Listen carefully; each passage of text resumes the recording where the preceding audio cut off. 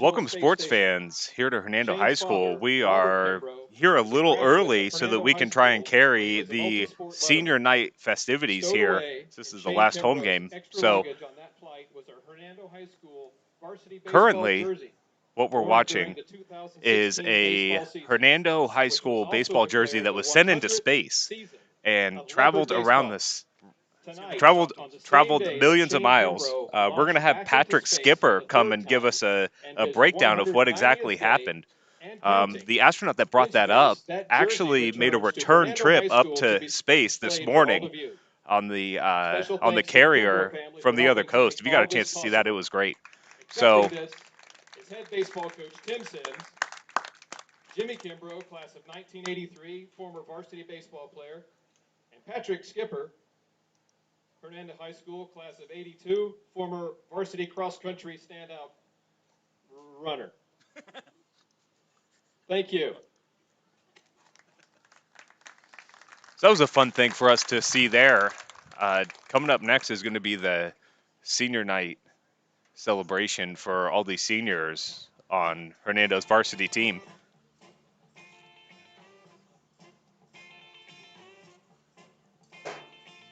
Along on the call tonight's Brian Hawkins.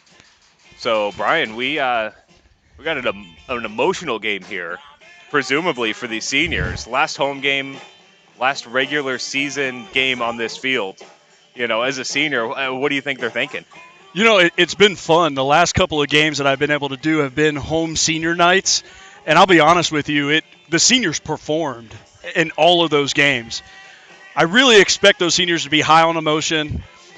There's a lot of fans here tonight. There's a lot of family here. Maybe some family that doesn't ever get to catch, a regular game during the season. So look for these guys to come out here and really put it all out on the field and try to do something special for their last home game of the regular season. Yeah, it should be a lot of fun. And Lakeland's coming in, trying to ruin that night for them, And listen, these guys had to traverse I-4 and I-75 to get here. They just showed up about 10, 15 minutes ago. I haven't seen them do any infield outfield at all at this point. So hopefully for Hernando, they're thinking, okay, well, they might be a little tired, but at the same time, these guys have been resting, listening to their game tunes, their pregame. They've been hanging out on the bus, relaxed, trying to get in the right headset. Exactly, get in the frame of mind. To really come out here and spoil it for these seniors tonight. So I'm looking forward to it. It's going to be a great time. It's going to be a great matchup. I'm looking forward to it. Yeah, it's a beautiful night for baseball. So we're just awaiting the senior night layout to get ready, and we're going to bring that to you as soon as it happens. Yeah, we'll take a quick break, and we'll be right back.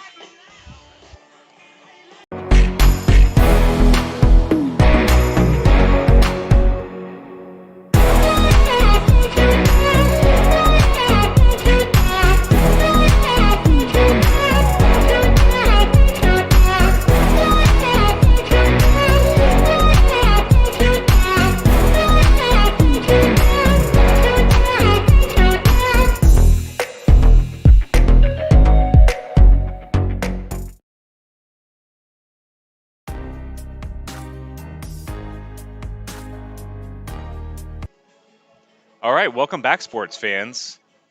Derek Smith alongside Brian Hawkins bringing you this senior night game here. Coach, can you hear me okay? Hernando High School, Brooksville, Florida.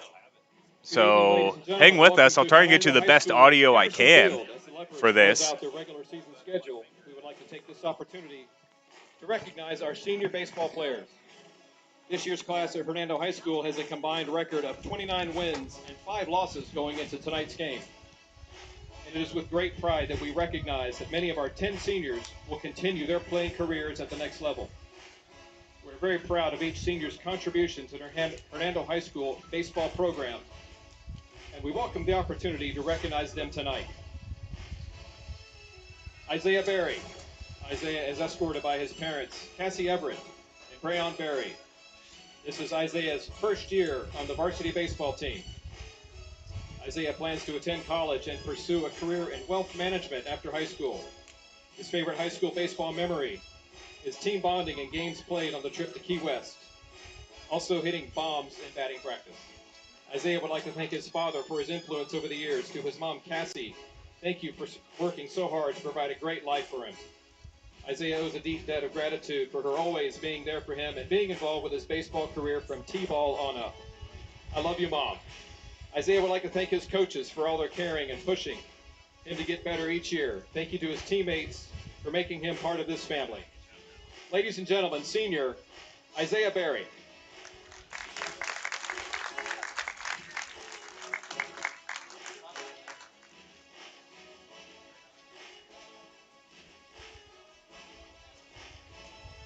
Clay Oates. Clay is escorted by his mother Phyllis and father Jeff Oates. This is Clay's second year on varsity. After high school, Clay plans on attending Pasco Hernando State College and then transferring to the University of South Florida to pursue a degree in advanced biomechanics. His favorite high school memory is from this summer, winning the state championship and traveling to Guntersville, Alabama for the Dixie Majors World Series. Clay wants to thank his mother and father for always being there to support him, no matter the location, showing up to every game. Thank you to the coaching staff for their hard work and support these past 4 years. Lastly, thank you to each of my 17 teammates for being legends. Ladies and gentlemen, senior Clay Oates.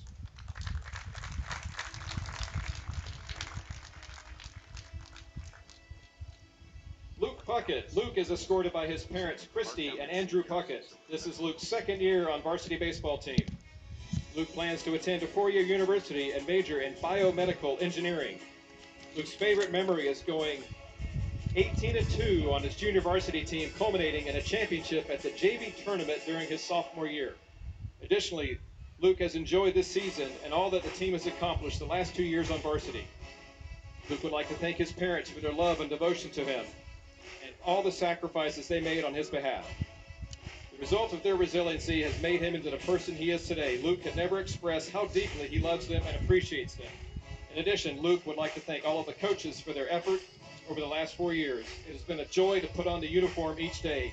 Ladies and gentlemen, senior Luke Puckett.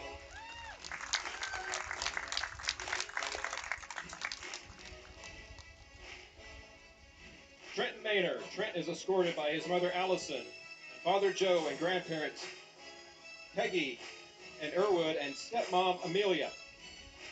This is Trent's second year on varsity. After high school, Trent has been accepted to the University of Mississippi, where he will study dentistry. Trent's favorite memory from high school baseball is this summer, winning the state championship, traveling to Guntersville, Alabama for the Dixie Majors World Series, where he had a walk-off grand slam to beat the team from Mississippi. Trent would like to thank his parents for always being there to support him over the years. Also, a huge thank you to his grandparents for all of their love and support. Additionally, thank you to all the coaches that have impacted his life all the way back to Hernando Youth League days. A special thank you to my throwing partner, Jay Baby. Ladies and gentlemen, senior Trent Maynard.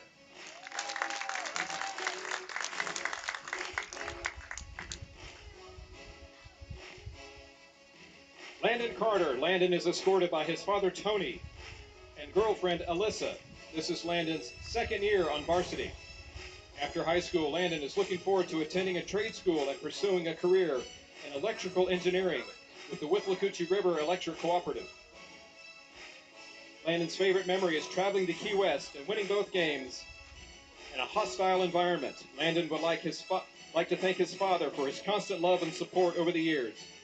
His dad has been a mentor and coach during his playing days and has always been there through the good times and bad. Thank you to Alyssa for being such a positive influence in his life. Thank you to all of the coaches for everything they have done to support him these last 4 years. Ladies and gentlemen, senior Landon Carter.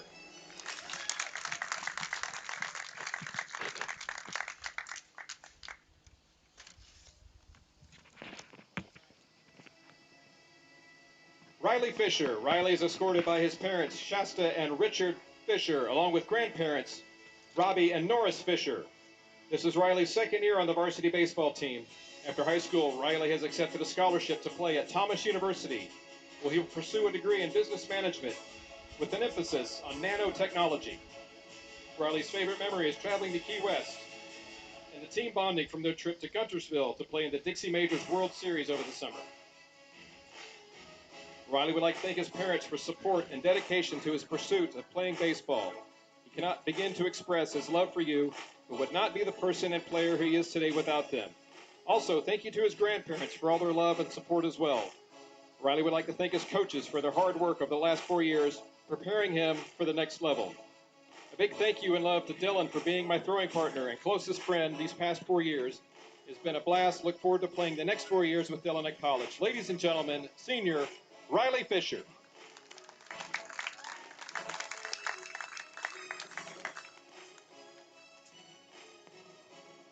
Dylan Schatzel. Dylan is escorted by his mother, Suzanne. This is Dylan's second season on varsity. Dylan has accepted a baseball scholarship to Thomas University and will be pursuing a degree in design technology.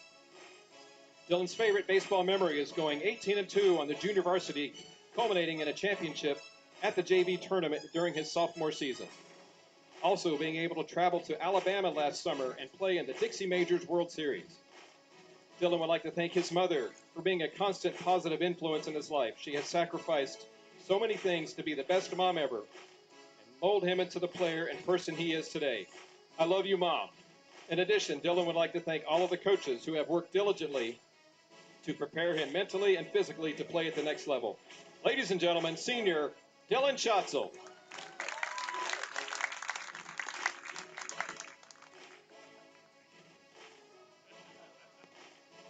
Nicholas Talpa. Nick is escorted by his mother, Colleen, and father, Gabe Talpa. This is Nick's second year on varsity baseball. After high school, Nick is looking forward to attending state college and graduating. Nick would like to start a business in the digital telecommunications field. Nick's favorite memory is from this summer, winning the state championship and traveling to Guntersville, Alabama, where he hit 3 home runs during the tournament. Nick would like to thank his parents for their constant love and support. They've been a constant presence in his baseball career, and a special thank you to his brother T. It has been great being able to play with you these last 2 years on varsity, and will be a memory that he treasures forever. Thank you to all of the coaches for helping him improve in baseball and making Hernando baseball exciting. Ladies and gentlemen, senior Nick Talpa.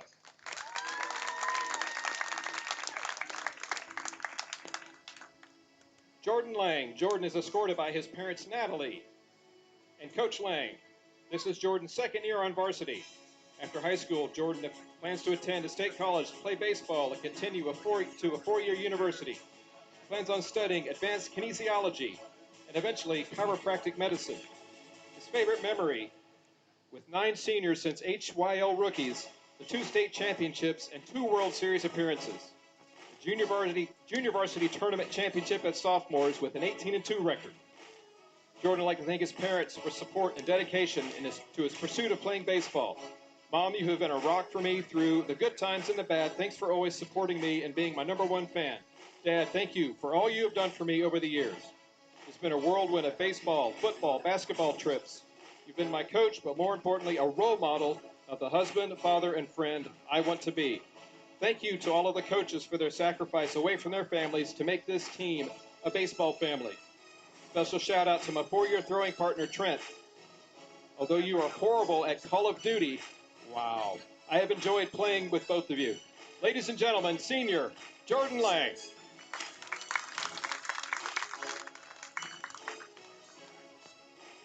Last but not least, Dylan Dufilly. Dylan is escorted by parents Brittany and Paul Dufilly and girlfriend Alyssa Fort. This is Dylan's 4th year on the varsity baseball team. After high school, Dylan has accepted a scholarship to play baseball at St. John's River State College. Dylan hopes to continue to play baseball at a university after St. John's River and major in mechanical engineering with an emphasis on system dynamics and control. His favorite memory is winning a 2nd state championship this past summer and traveling to Guntersville, Alabama for the Dixie World Series. Dylan would like to thank his parents for their many, many sacrifices in helping him prepare his dream of playing baseball. Thank you, Mom, for being my mother, but also the team mom of every one of my teams. Your dedication is unmeasurable, and my teammates and I cannot thank you enough for all that you have done. Thank you, Dad, for the countless hours of travel, thousands of BP throws and ground balls. It has been a great having you as a coach, but more importantly, blessed to have you as my dad, and I'm proud to be your son. Thank you to Coach Sims and the staff for your hard work in preparing me to play this game at the next level. Thank you to my teammates, friends, Alyssa, for supporting me all these years. Ladies and gentlemen, senior Dylan Dufilli.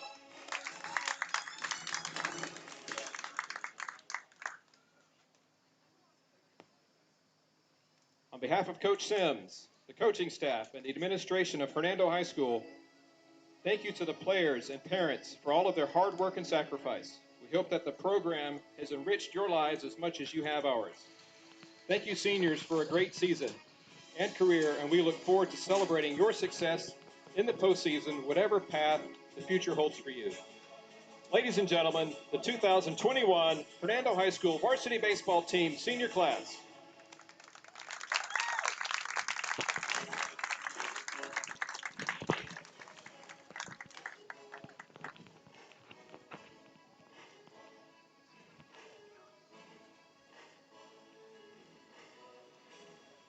So that was the senior celebration here, Hernando High School. Number of seniors out there. We'll be right back after this.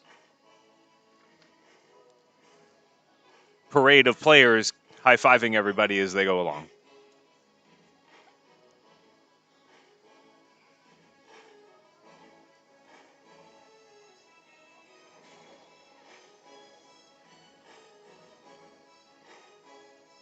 We'll be right back.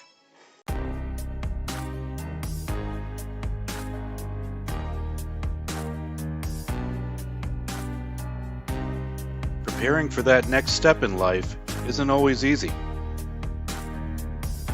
At Legacy Wealth Partners, our combination of experience, professionalism, and access to a wide variety of products and services to help meet all of your financial goals. For a new level of attention, insight, and capability, contact the trusted team at Legacy Wealth Partners.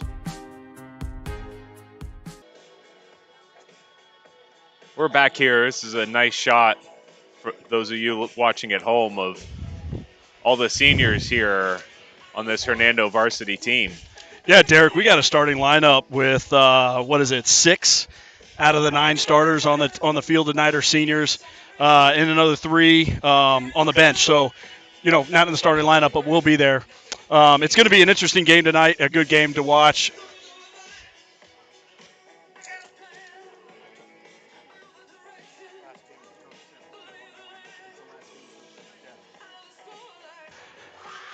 It's got to be emotional for him, too, as well, because, Coach Tim Sims is a legend here at Hernando High School.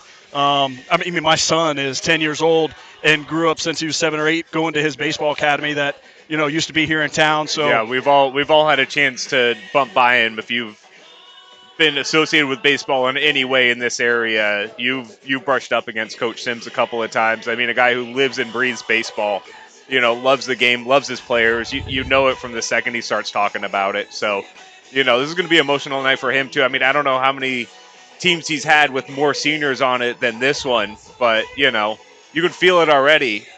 This is going to be a fun game. Sorry to interrupt you, but you could also see the emotion that Coach Sims had when each one of his seniors came up. He embraced them. He talked to them. He talked to the family. He's been with these guys for a long period of time. And listen, they got a solid team. I mean, they're ranked number 6 in the state right now, Division Class 4A. They're looking for a deep playoff run. So this is that game, senior night at home in front of all their family. They're gonna come out with some fireworks tonight. Yeah, they want to start that tournament off on the right foot, and what better way get a boost from your emotions and your home crowd here on senior night. Yeah, we're gonna have a little bit of a later start this evening. The team that they're playing, the visiting team, is from Lakeland High School.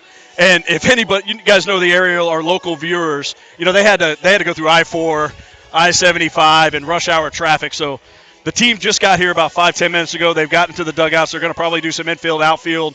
So we're probably 15 to 20 minutes away from going live. So we'll keep you in tune. And if there's something that comes up, we do have a scheduled interview with Mr. Patrick Skipper. Yeah, Patrick Skipper. He came over to us before the broadcast, let us know about that really cool presentation of the jersey. So we're going to try to get him over here while we have a little bit of time and see if he can fill you in on exactly where that jersey and how it's traveled around, I guess around the earth. Yeah, millions of miles, allegedly. So we'll get the straight story from him. We're excited to hear it. And we'll be right back. Lakeland's going to take some infield, outfield, get loose, get warm, get their pitcher up and ready to go. So we'll be back here on the Gulf Coast Sports Network.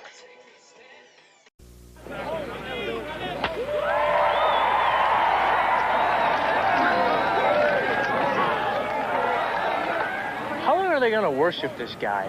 Hey, we got Cy Young winners over here.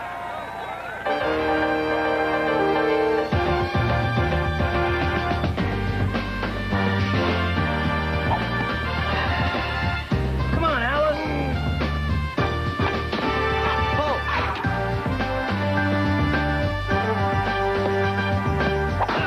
Step into it.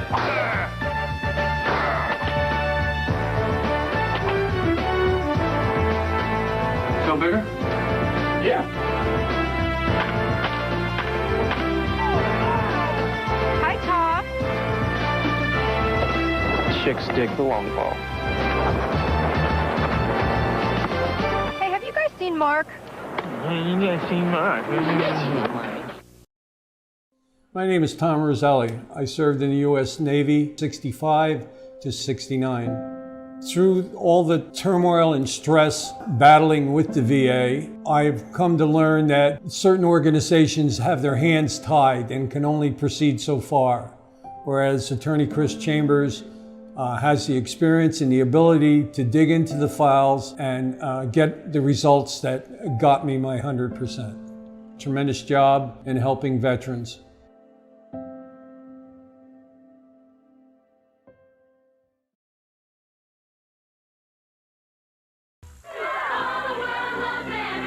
Your batting average is totally awesome. What's your secret? M&M's. I hit singles when I ate the brown ones, doubles with yellows, orange, triples, and with the green ones, I take the ball downtown. Magnificent!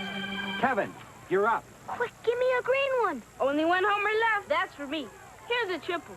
M&M's chocolate candies. The milk chocolate melts in your mouth, not in your hand. You're in the big leagues. Big league flavor. When you make a perfect slide. You're in the big leagues. Big league pouch. When you keep the team alive. You're in the big leagues. Big league shreds. When you block a shot or two. You're in the big leagues. Big league flavor. You're into Big League Chew. Big League Chew. Fan-sized wads of great taste and shredded bubble gum stuffed into a giant Stay Fresh pouch. You're in the big leagues. Big league flavor and big league bubble. When you're into Big League Chew.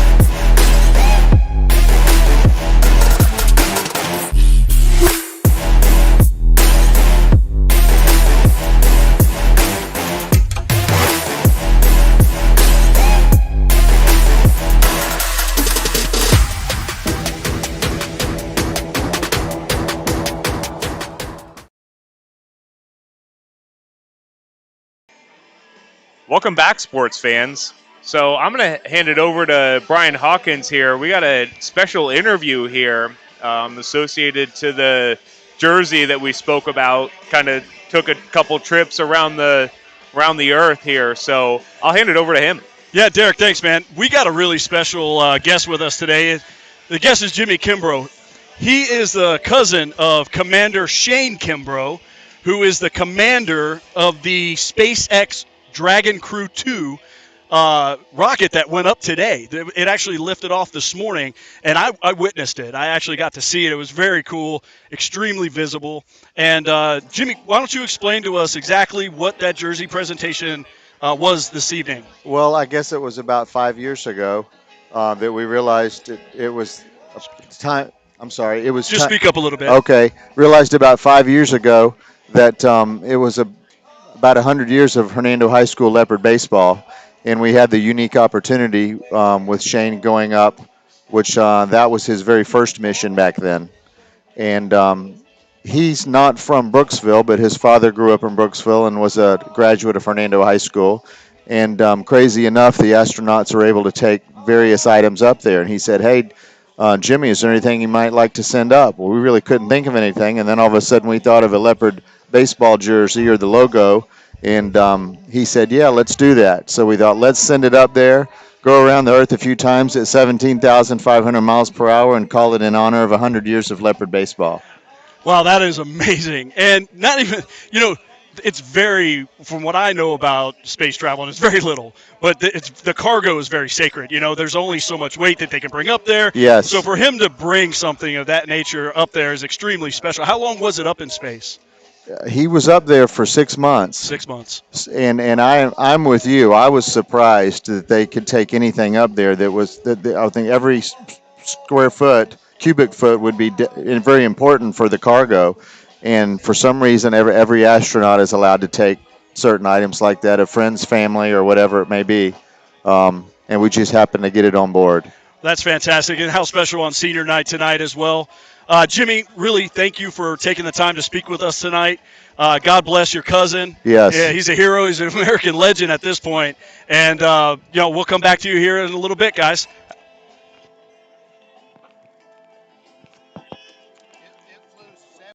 Roaches, ants, termites. Let Bingham's Professional Pest Management knock your bugs out of the park. Bingham's Ultimate Pest Protection Plan is guaranteed to protect your home from unwanted pests. And it's also guaranteed to be the lowest price in town. Don't let bugs get to first base in your home. Take BP on them. Log on to TampaBayBugs.com to get your coupon for a free pest treatment of your home. Bingham's Professional Pest Management. Systematic pest elimination since 1964.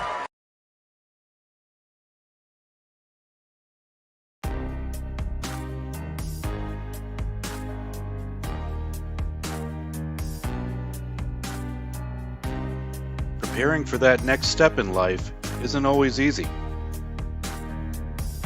At Legacy Wealth Partners, our combination of experience, professionalism, and access to a wide variety of products and services to help meet all of your financial goals. For a new level of attention, insight, and capability, contact the trusted team at Legacy Wealth Partners. Specializing in personalized jewelry and gifts, Morningshire Market brings the game to life with custom baseball keepsakes. From necklaces to key rings, bottle toppers, and more, the options to have custom gifts made to order are limitless with Morningshire Market. Whether shopping for yourself or shopping for others, ensure that Morningshire Market is at the top of your lineup. Morningshire Market on Etsy. Use code DOUBLEPLAY at checkout for 15% off your purchase.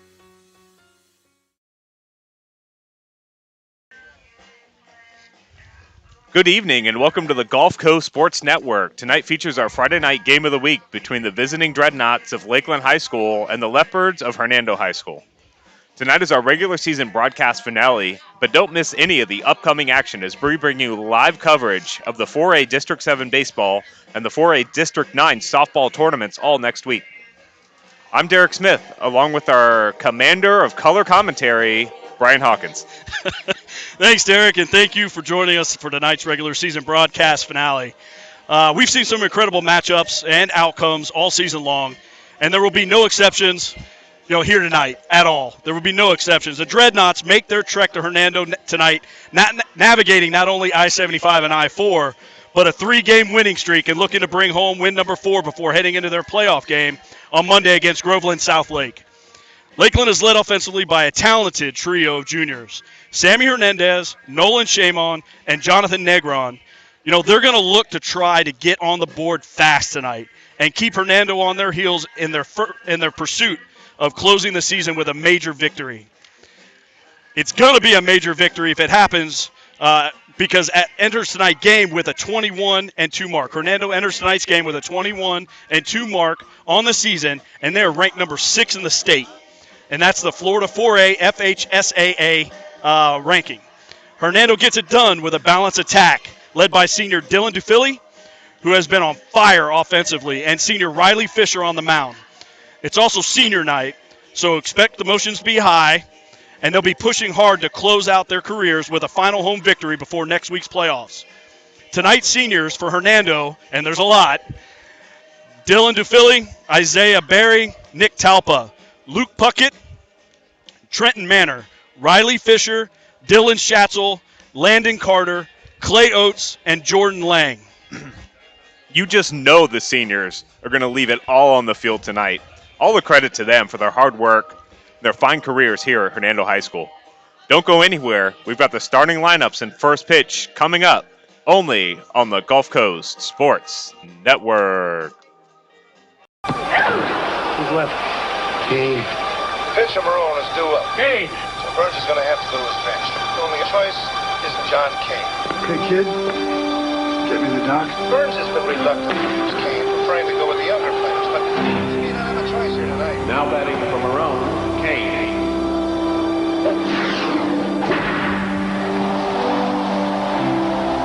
What got into him?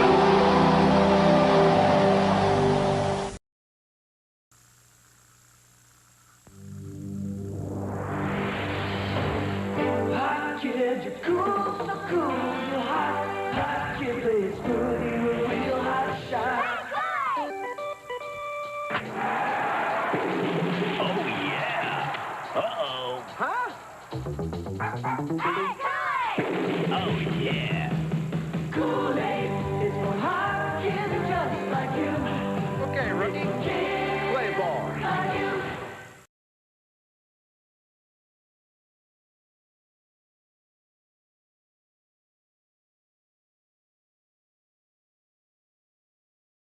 I choose Divinity because of Holly. And all the years that I have been with Holly, she is extremely knowledgeable. She has the expertise, and I don't trust anybody else. But for Holly, I've seen her for so many years. I have such confidence in her because she knows my face and my skin so well.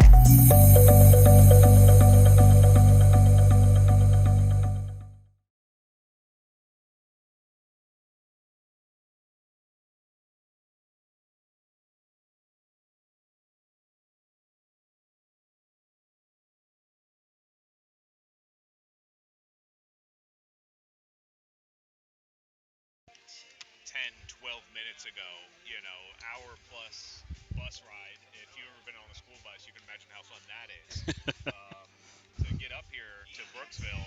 So they're still warming up, but while you're waiting for the game to start, feel free to go ahead and rewind this back to the beginning. If you didn't get a chance to see the senior night celebration, it was a nice one.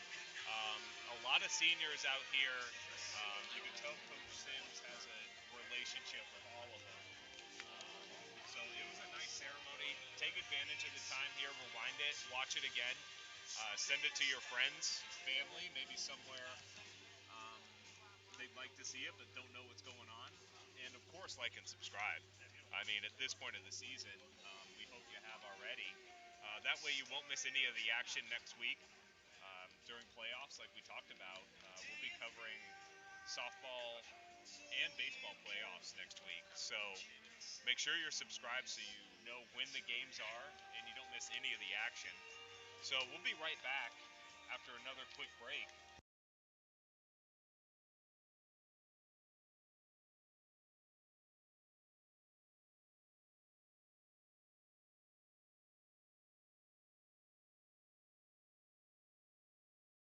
Roaches, ants, termites. Let Bingham's Professional Pest Management knock your bugs out of the park. Bingham's Ultimate Pest Protection Plan is guaranteed to protect your home from unwanted pests. And it's also guaranteed to be the lowest price in town. Don't let bugs get to first base in your home. Take BP on them. Log on to TampaBayBugs.com to get your coupon for a free pest treatment of your home. Bingham's Professional Pest Management. Systematic pest elimination since 1964.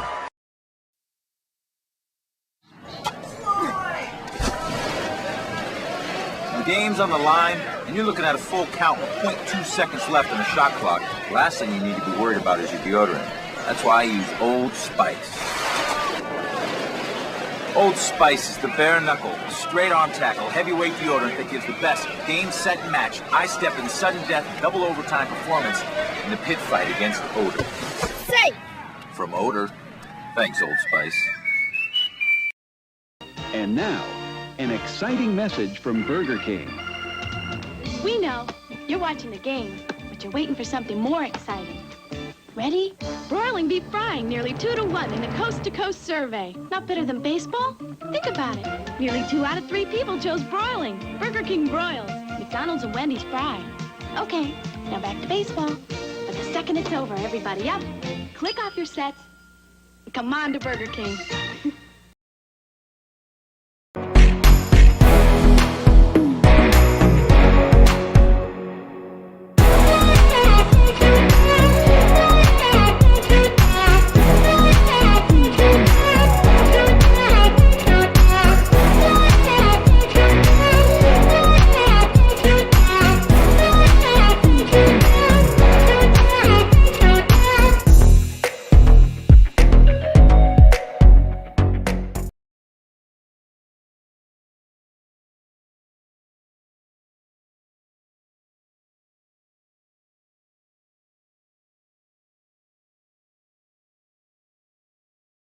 The Divinity Med Spa starting lineup.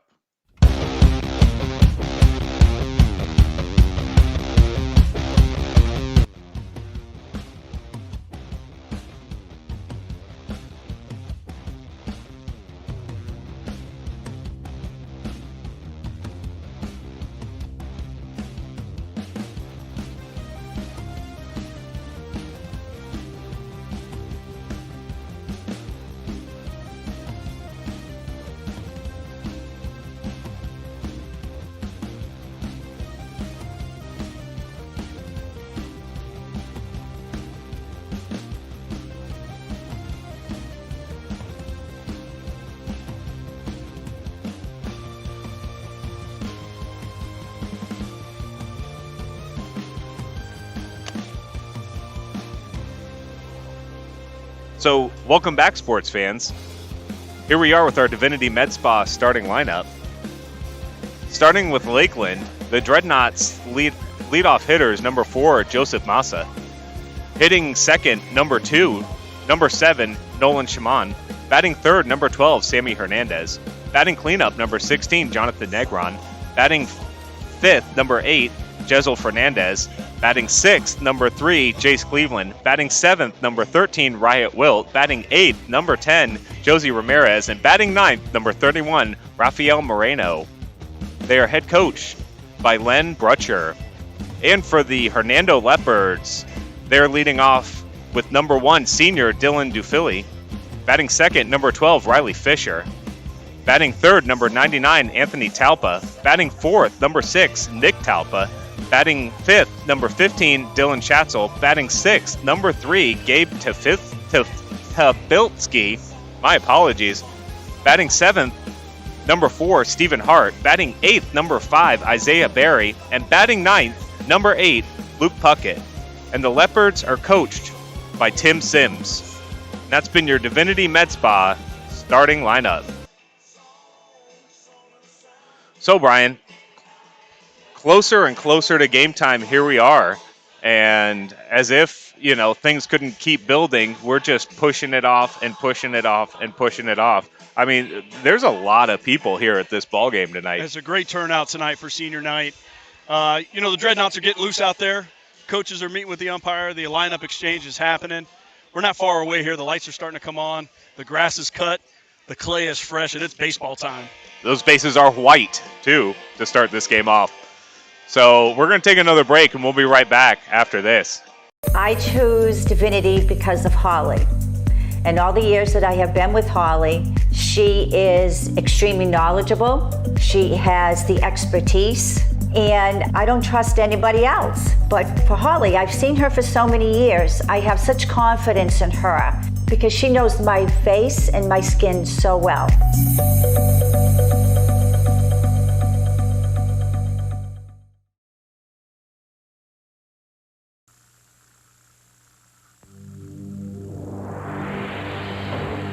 Hot kid, you're cool, so cool, you're hot. good in a real hot shot. Oh, yeah. Uh-oh. Huh? Oh, yeah. Kool-Aid is for hot kids just like you. Okay, rookie. Play ball. Like you.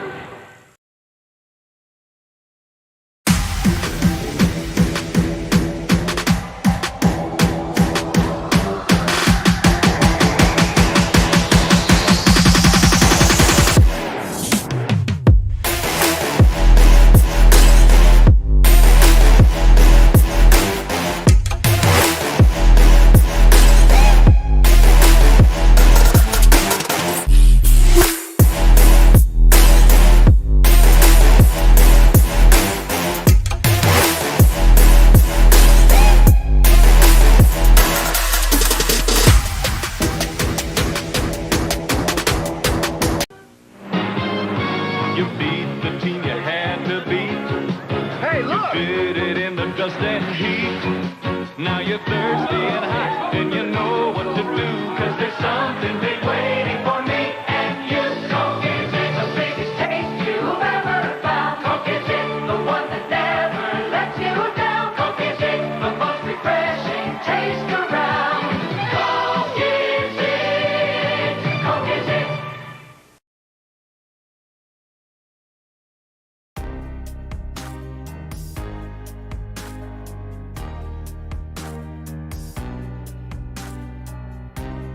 Preparing for that next step in life isn't always easy.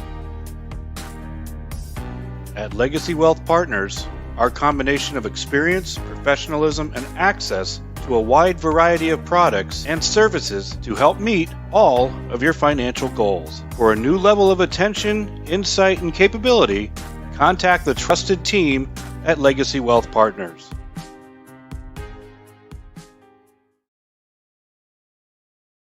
My name is Tom Roselli. I served in the U.S. Navy 65 to 69. Through all the turmoil and stress battling with the VA, I've come to learn that certain organizations have their hands tied and can only proceed so far, whereas Attorney Chris Chambers has the experience and the ability to dig into the files and get the results that got me my 100%. Tremendous job in helping veterans.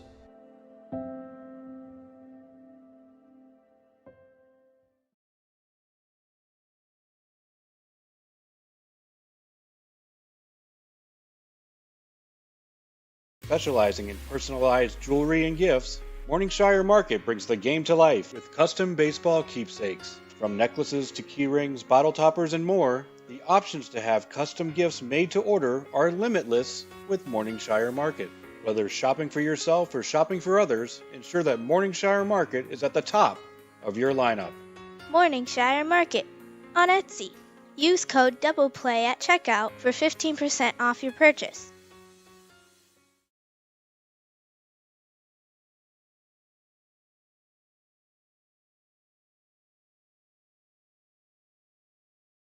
Team. All right, welcome back, sports fans. Center field, number 5, Isaiah Berry. So we got the player introductions here for Hernando, starting 9, taking the field. This feels like it, Brian. Yeah, it does. Fans are getting, they're starting to cheer. Hernando's been waiting around a long time, right? They really have. They want to get out there and start playing some baseball. Senior night, they're pumped up. The fans are pumped up. I'm looking forward to it. Yeah, it's going to be hard to see if they can keep that high, that emotional high they had after senior night going this whole time. I mean, I hope they can. Hopefully they didn't burn it before the game started. I don't think they did, to be honest with you. They're a pretty good ball team. They know what they're doing out here. This isn't something new that they're jumping into. So yeah, Coach Sims has got them dialed in. He has all year. They've been playing tremendous baseball all season long. There's 9 seniors on the team. They've got the maturity, the leadership in the dugout. We're getting ready here for the national anthem. I'm ready to go, Derek. Yeah, I am too. So we're going to take a moment here and bring you the national anthem. Baseball fans, at this time, we would ask everyone to rise remove your caps. I'll call your attention to our scoreboard in right center field where our American flag is proudly displayed. And join us as we honor America with the playing of our national anthem.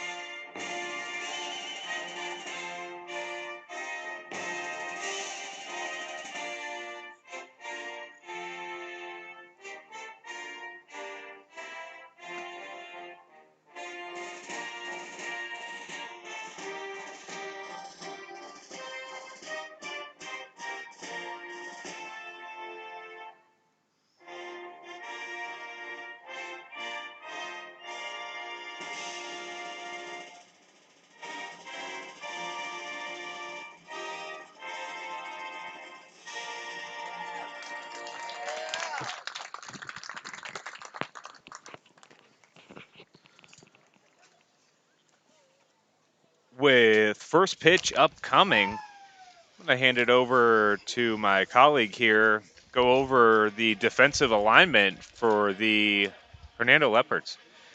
Yeah, starting in left field, we got senior number 8, Luke Puckett. Center field, another senior, number 5, Isaiah Berry. Right field, you guessed it, another senior, number 18, Landon Carter. Starting third baseman, number 4, Stephen Hart. Starting second baseman, number 3, Gabe Tefelsky. First base, number 6, Nick Talpa. Your starting shortstop, number 1, Dylan Dufilli. Your pitcher for tonight's game is senior number 12, Riley Fisher, and behind the dish, number 15, senior Dylan Schatzel. So this is more or less the same crew we've seen the Leopards run out here. And as we mentioned in the intro, they're a top 6 team in the state in their class.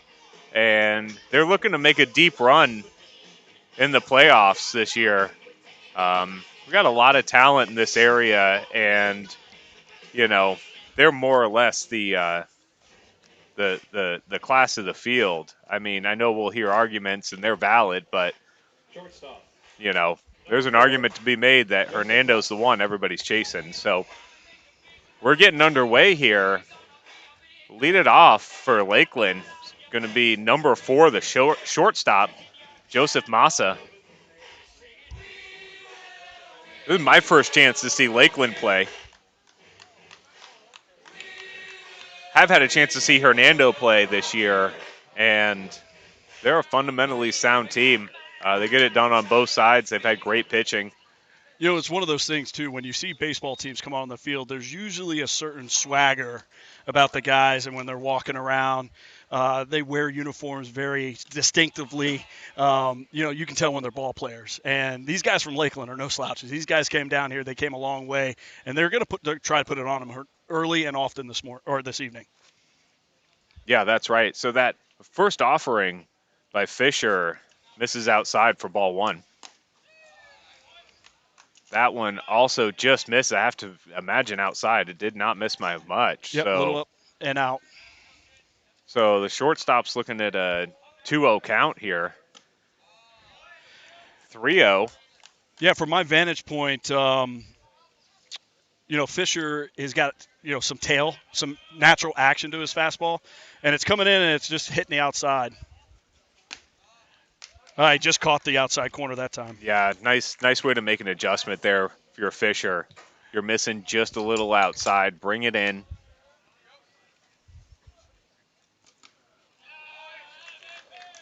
And just like that, we got a base runner here. So Massa works a walk here. So leadoff runner on for Lakeland. That'll bring up the first baseman, number 7, Nolan Shaman. It's going to be interesting with those first 5 pitches. They were all pretty much on the outside corner. I don't know if I'm sure Tim's got him a little bit of a scouting report here, but with the lefty up now, let's see what happens, because now this could actually turn into a jam. Yeah, you can use that against him, have it tail into his hands here. And starts Shaman off with a strike. So no ball, 1 strike, runner on first. Game's just getting started here. Top of the first, 0-0.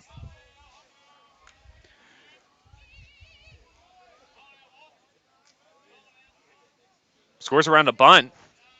And there was that fastball tailing in. Wisely pulled back, evens count, 1 ball, 1 strike. Yeah, nothing hurt there on that pitch, especially showing bunt early. Obviously he was trying to put, if he was going to do it, it was going to go down to the third base side, try to move that runner in scoring position. Squares again. Fisher checks on the runner at first, but Massa's back. That was a good leadoff at bat by Massa, too. He didn't go chasing, stayed within the zone, saw they were clearly outside from his vantage point.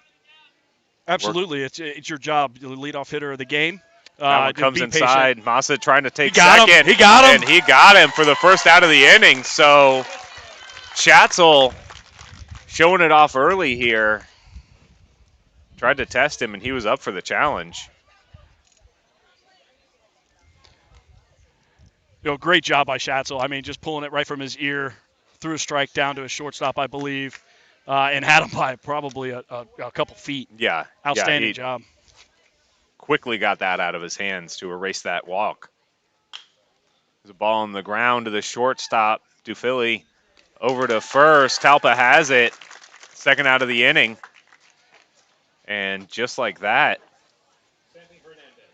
2 outs here. Yeah, great job by Fish there, right? Taking a deep breath after getting the leadoff walk. His big catcher behind the dish, making it hurt and getting that leadoff runner out of there. And then a nice little routine ground ball for the second out. Now for Lakeland, the catcher, Sammy Hernandez, flies one. Dufilli under it. He hauls it in for the 3rd out of the inning. So 1 walk, nobody left. We'll be right back here, bottom of the 1st on the Gulf Coast Sports Network.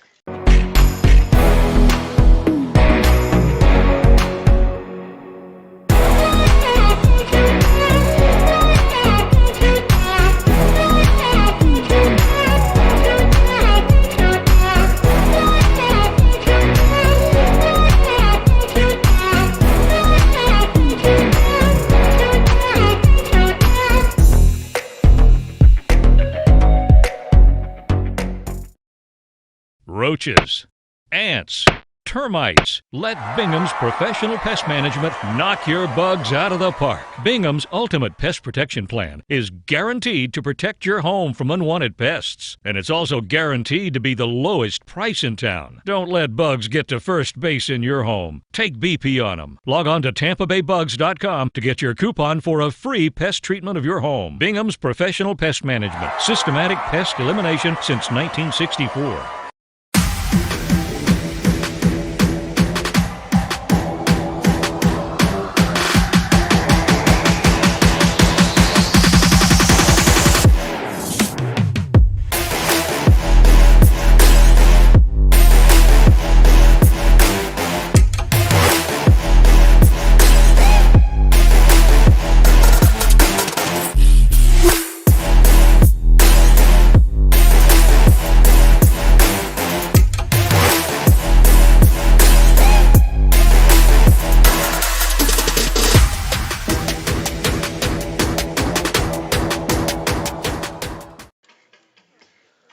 Welcome back, sports fans. Alongside Brian Hawkins, I'm Derek Smith. And after a leadoff walk, the Leopards tighten up and go 1-2-3 in the first. So to lead it off here is going to be the shortstop, number 1, Dylan Dufilli. Yeah, and real quick, I'll just go through the Lakeland defensive setup. We got number 3 in left field, Jake Cleveland. Number 8 in center field, Jesuel Fernandez. Number 13 in right field, Wyatt Wilt.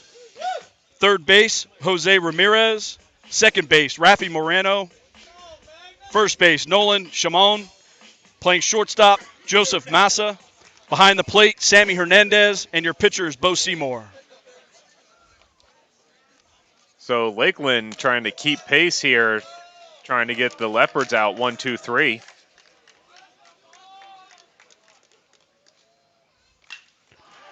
First pitch, shot. Dufilli shoots it over into right field. Wilt's able to keep it in front of him. Way to set the tone. First pitch of the at-bat on the home side of the first inning. And just hits it, a little flare into right field to get things going.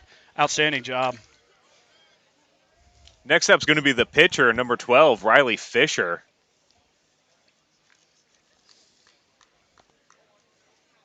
Dufilli takes his lead.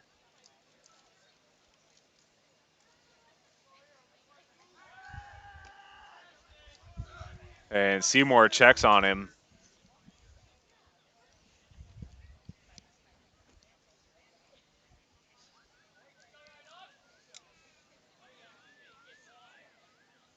Dufilli with his lead.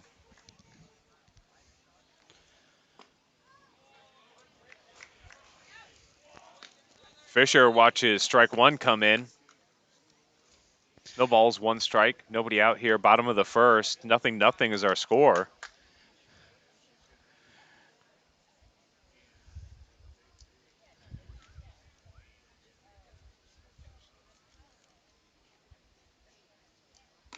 Seymour with a long pause.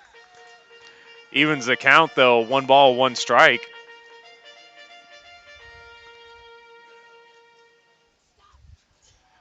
Yeah, Bo Seymour's got a really interesting, stretch movement here. One of the things that he's doing is, he's really got his body turned, looking at the sign from the catcher. 2 balls, 1 strike. Sorry, Brian. Yeah, no problem. And basically, he's getting the sign from the catcher almost shoulder square, looking at the catcher, which is keeping the runner on first a little closer to the bag and not really getting a deep secondary. So it's an interesting, look, and it's not something that you see all the time. So great job. And Fisher took a cut on that last offering, evens the count 2-2. And you're right, Brian. He's kind of not 90 degrees to his catcher. He's kind of off a little more. It gives a runner at first an interesting perspective. Trying to get in his head. Philly goes. That ball shot down the left field line, but foul. So we'll go 2-2 again. Looks like a hit and run was on, maybe, Brian. It was. And the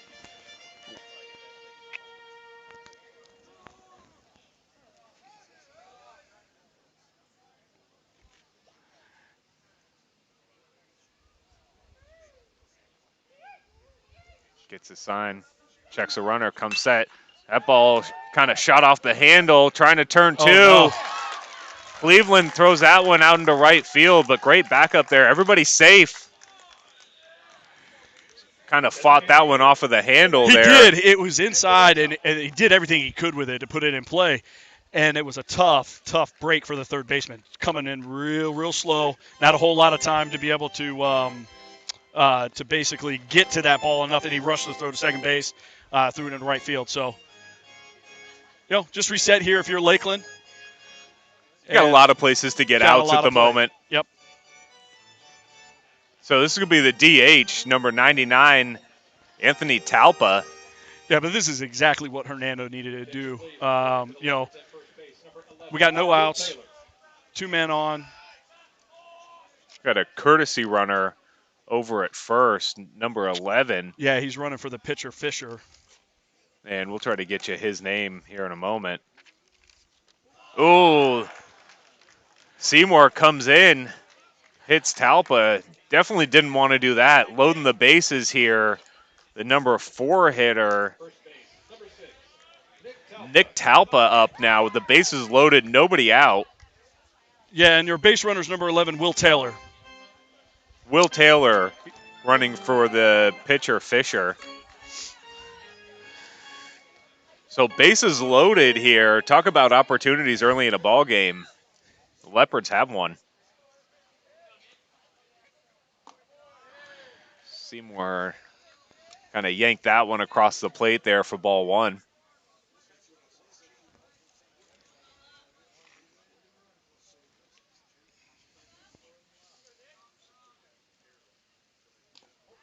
That one kind of cutting inside there.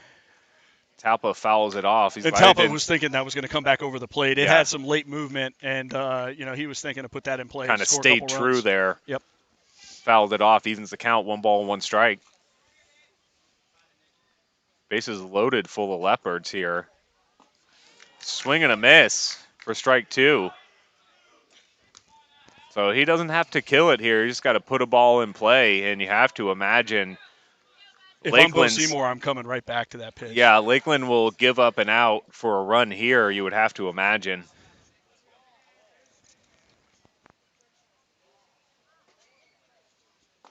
Swing and a miss. Pitch. Best pitch we've seen from Seymour today, I think.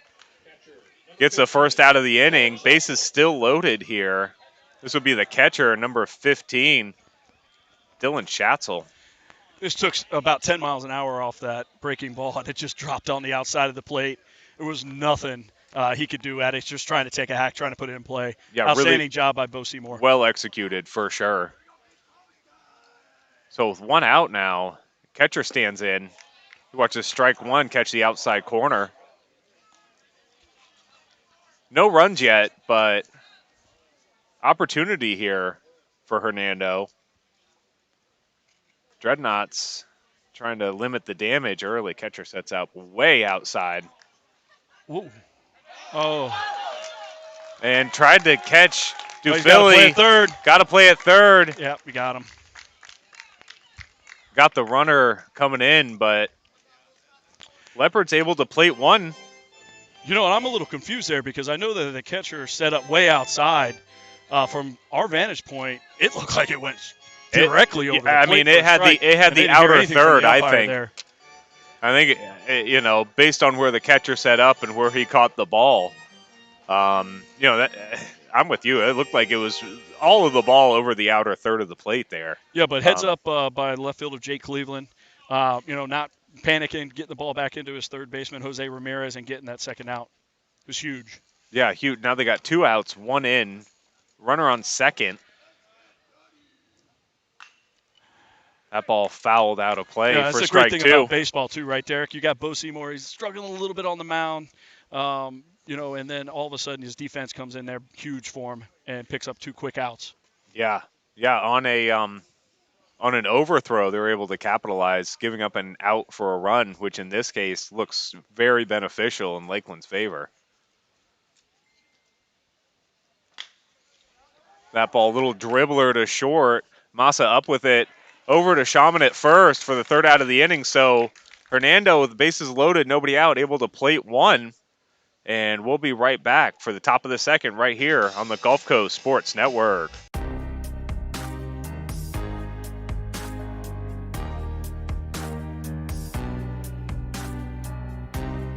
Preparing for that next step in life isn't always easy. At Legacy Wealth Partners, our combination of experience, professionalism, and access to a wide variety of products and services to help meet all of your financial goals. For a new level of attention, insight, and capability, contact the trusted team at Legacy Wealth Partners. Well, fans, it all comes down to this moment. This is where it all gets decided. Johnson steps in, checks the signs. This is a classic confrontation. He's digging in. Here's the delivery. And there it goes. He's going back. It is going. It is gone. Pepsi, the choice of a new generation. Now there's a caffeine-free cola with that great Pepsi taste. Introducing caffeine-free Pepsi.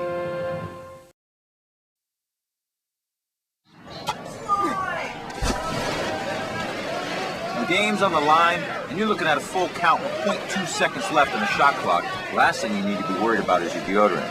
That's why I use Old Spice. Old Spice is the bare knuckle, straight arm tackle, heavyweight deodorant that gives the best game, set, and match, eye-step, and sudden death, double overtime performance in the pit fight against odor. Safe!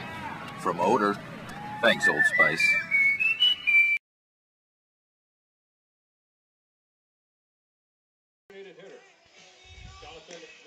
Welcome back, sports fans.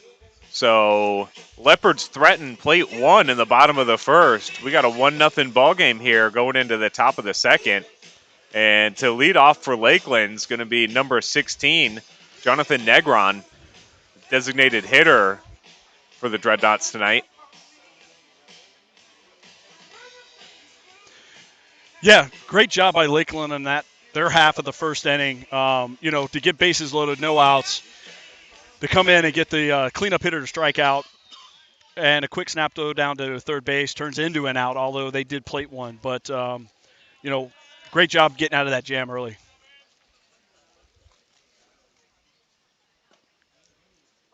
That pitch by Fisher kind of swings in for strike 1.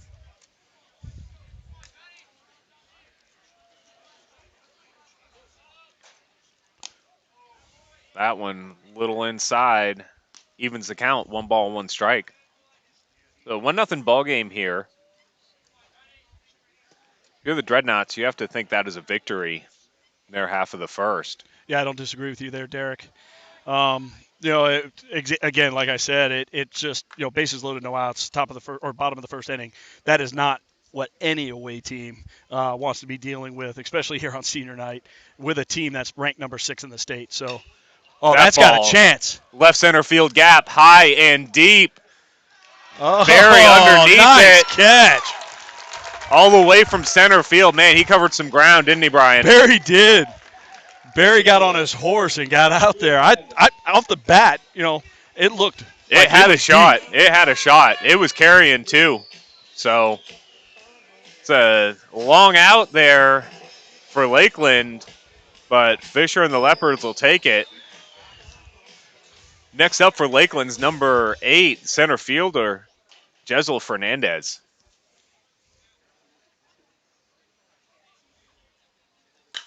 That ball on the ground. Talpa at first. Foot race. He gets there. The second out of the inning. So 2 quick outs here by the Leopards. Yeah, great job by the Talpa over there, number 8 at first base. One of the things is when you see somebody running that hard down first base line, you want to run towards the baseball, but you got to let the baseball come to you so you have that direct line to first base. He did a great job. Yeah, he played it real well. And Jezel Fernandez was hustling down first base. Yeah, he was. He's their center fielder. Yep. You have to imagine he's got a little bit of speed.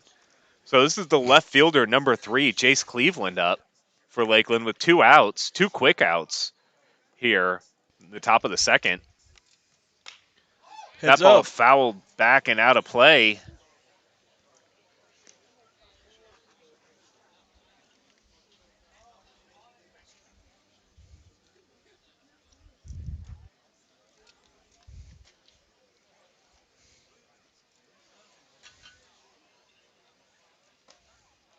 Hook just misses a little high, evens the count, 1-1. Great pitch selection there. Fastball away.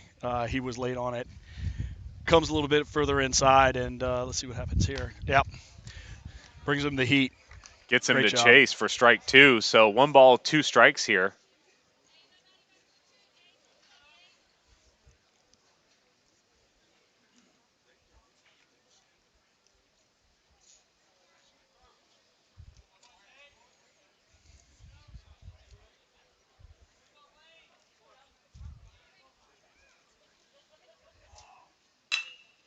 On the ground to DeFilly at short. Little bobble over to first.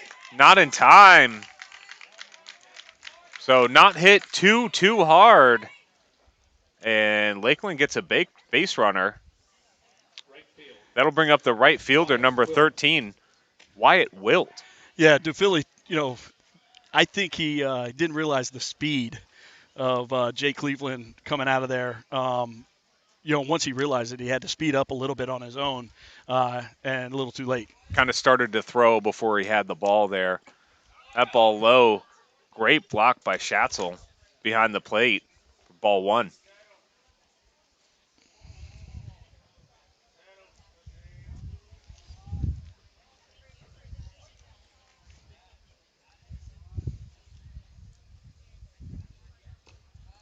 That one misses low and inside.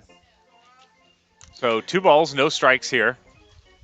Yeah, number 13, Wyatt Wilt. He's looking for something just to poke out, try to get a C&I single here and move the runners around. Lakeland's threatening here with 2 outs. A little low. So Fisher, 3-0 count here. See if he's got to get me over a fastball. He does. 3 balls, 1 strike. The count. The right fielder, Wilt, looking to keep this rally going for Lakeland. That one just misses low for ball 4. So 2 base runners here. Infield hit and a walk. Brings up number 10, third baseman, Jose Ramirez. Yeah, Dreadnoughts threatening early here at the top of the second inning. 2 runners on. They're looking to get back in this ball game real quick. Well, they're just chasing 1 at this point. If they can close that gap here, runner in scoring position. And Fisher finds a strike zone there. Leads off the third baseman with a strike. No balls, 1 strike. 2 out, 2 on. Nobody in yet for the Dreadnoughts. Chasing 1 here in the top of the second. Senior night here at Hernando. That ball is a little dribbler foul and out of play. So Ramirez quickly down 0-2 here. Trying to put something into the grass and tie this ball game for Lakeland.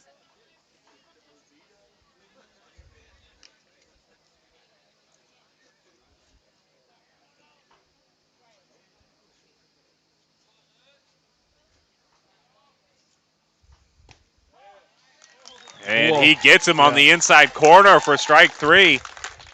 So they threaten but don't score. We'll be right back with the bottom of the second right here on the Gulf Coast Sports Network. I choose Divinity because of Holly. And all the years that I have been with Holly, she is extremely knowledgeable. She has the expertise. And I don't trust anybody else. But for Holly, I've seen her for so many years. I have such confidence in her because she knows my face and my skin so well.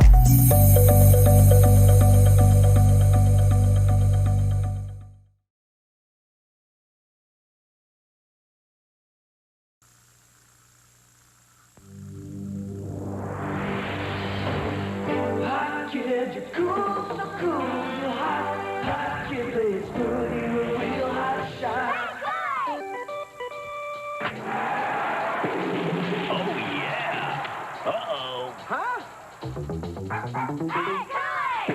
Oh, yeah. Kool-Aid is for hot kids just like you. Okay, rookie. Play ball. Like you.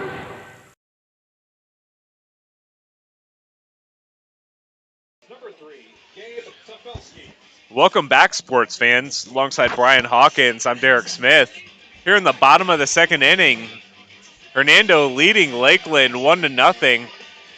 Lakeland did threaten in the top of the second, but we got a runner to second, and that's it.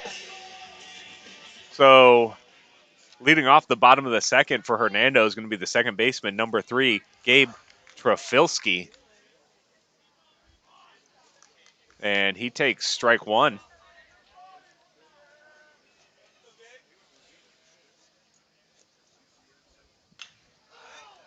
That ball fouled out of play. Well struck, though. But quickly down 0-2.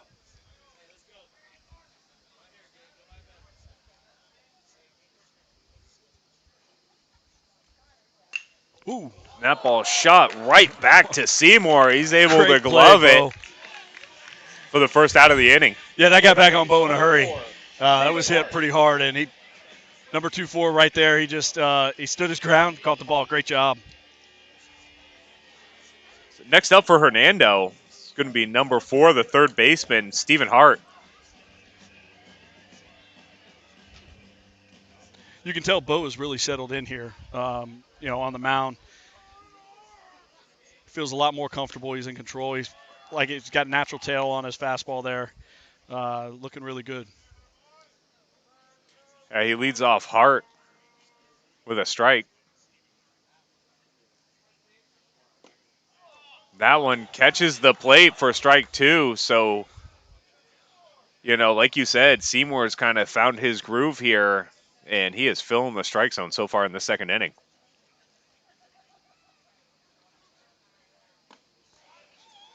And tried to get Hart to chase. He would not. So 1 ball, 2 strikes. That catcher set up way outside. Hernandez behind the plate for Lakeland.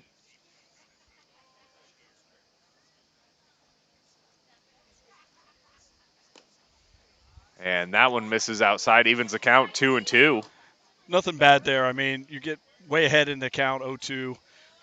Just trying to get something to see if he can chase. Not trying to put something in play here. So great pitching by Bo. On the ground, second base Tough side. out. Moreno up with it. Play. Over to first. Way to stick with it over there at second. Moreno.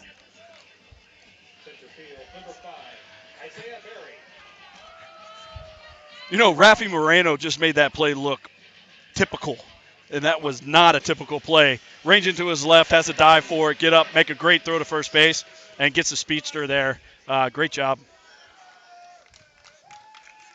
So next up is Isaiah Berry, the center fielder, number 5, the senior.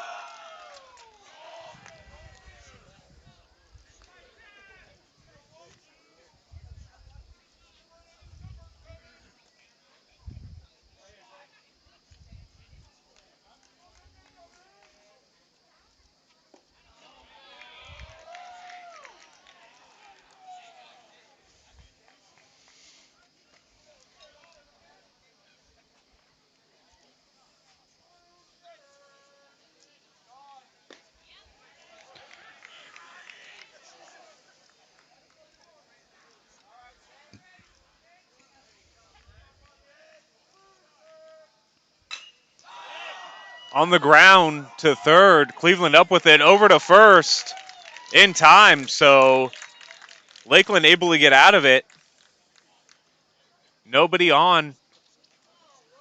No runs, no hits. We'll be right back after this.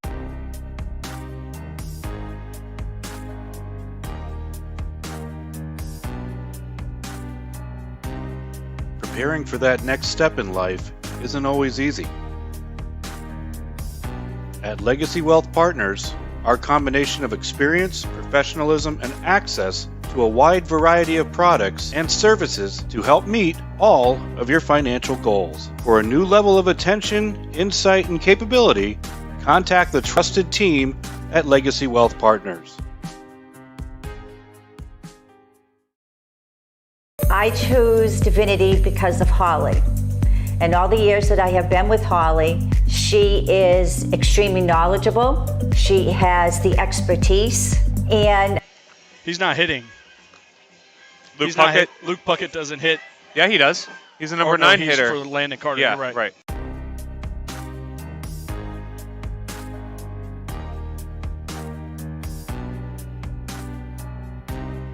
Preparing for that next step in life isn't always easy. At Legacy Wealth Partners, our combination of experience, professionalism, and access to a wide variety of products and services to help meet all of your financial goals. For a new level of attention, insight, and capability, contact the trusted team at Legacy Wealth Partners.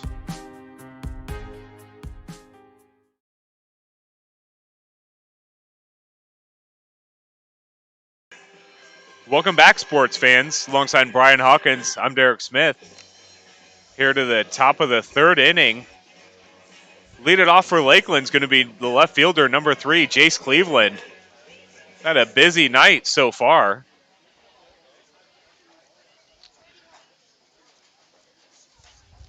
My apologies. Be number 31, Rafael Moreno. Watches ball 1 come in.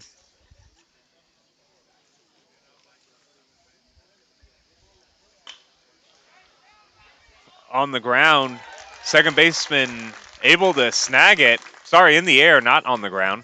He's able to track that one for the first out.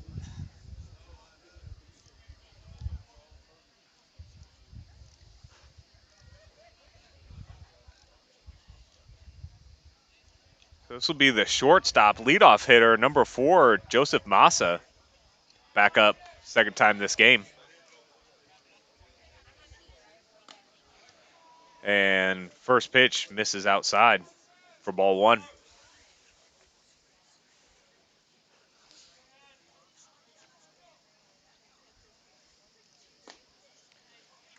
That one misses low for ball 2. Oh, 1-1, my apologies. 1 ball, 1 strike, 1 out here. Nobody on. Top of the third inning. Oh, and wow, yeah. he was not able to check his swing on that for a strike 2. That was a good pitch there by Fisher. Really was. Tails out to the outside corner. Really couldn't hold up on it.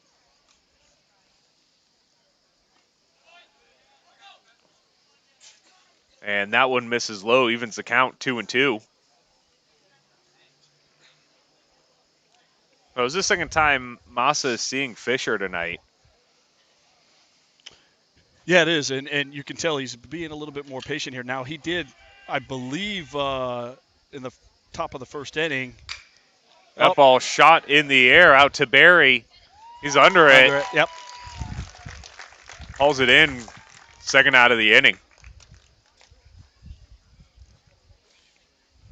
Fisher's doing a good job, too, kind of pitching to contact, it looks like. He's not trying to strike anybody out. He's just trying to get maybe a weak grounder or them to, roll over 1-1, get one in the air to the outfield, and let his defense work for him. Yeah, he's doing a good job changing speeds as well, and location. He's running them in, putting it outside, changing speeds. He's doing a really good job out there.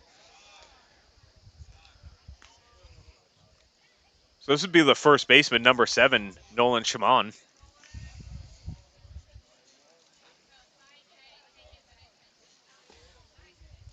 And Fisher able to catch the corner there. Evens the count 1-1.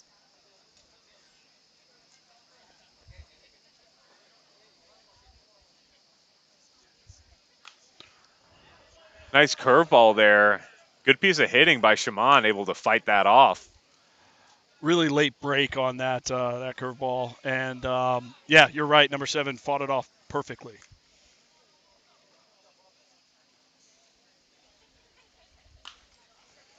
And tries him again. That one twisting out of play. Well foul. So we'll run this 1-2 count one more time here. You can tell both pitchers have really started to settle in here. Their stuff's starting to work for them. A little bit of energy going on in that first inning, but like I said, they're settling down and they're starting to deal here. Yeah, both pitchers are filling up the strike zone here at this point of the ball game. Like you said, kind of settled in. They feel comfortable with defense behind him. Mound you're on. You wonder how many times Seymour's pitched here. Each mound feels a little different. And little flare, third base side, Hart under it, and he pulls it in for the third out of the inning. So 1-2-3, go the Dreadnoughts, and we'll be right back after this.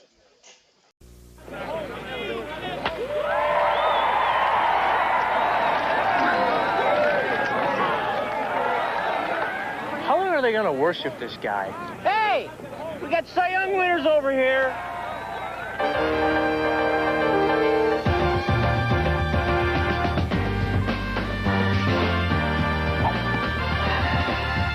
Come on, Alice.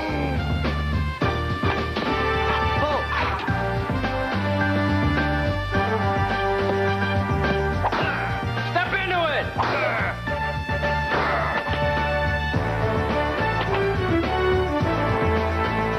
Feel bigger? Yeah. Hi, Tom. Chicks dig the long ball. Hey, have you guys seen Mark? You guys seen Mark?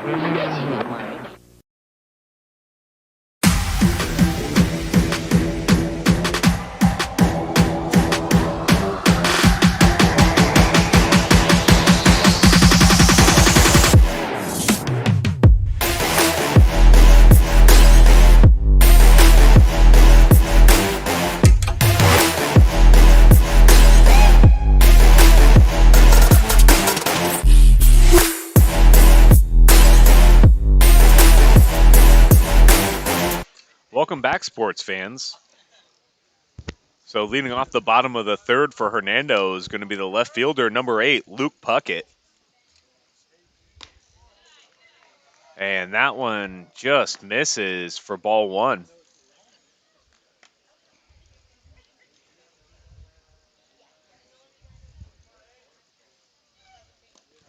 And that one comes in low for ball 2.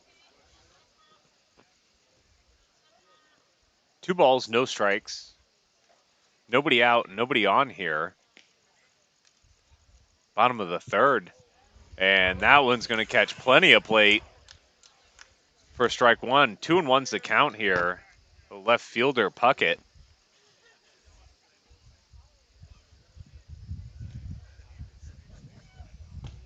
Swing and a miss. Strike 2. 2-2. Oh, Seymour's done a good job here. His arm action really creates some tail on that ball, and he's done a good job of feeling this out. Oh, that was a beautiful pitch. Yeah. You know, and it's interesting, too, Derek. Even from the windup, he's looking directly kind of at his catcher, even though his feet are both, kind of – it's interesting. Yeah, his feet are almost at a 45. His head's at 90, and his shoulders in between those two almost. Right. And whatever he's doing, keep it up, because he's settled in here, and he's keeping these Leopards hitters off balance. Definitely is. That one misses low. That just fell off the table there. 2-2, 3-2, full count here to Puckett.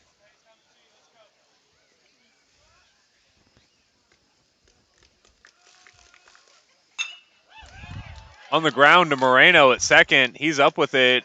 Over to Shimon at first. The first out of the inning. Yeah, just jam Puckett there. Rode inside a little bit. All he could do is pretty much get a hold of it and put it in play. Great job by the second baseman, Rafi Moreno, scooping it up, getting him out of first. So that'll bring up the leadoff hitter, number 1, the shortstop, Dylan Dufilli. It led the game off with a first pitch single out into right field, and that's it so far for Hernando. So see if they got anything else in store. And he watches strike 1 come in.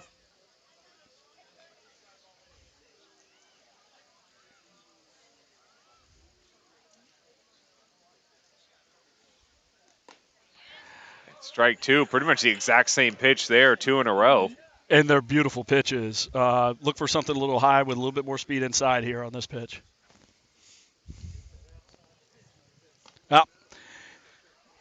And misses outside. Dufilli would not chase. 1 ball, 2 strikes here.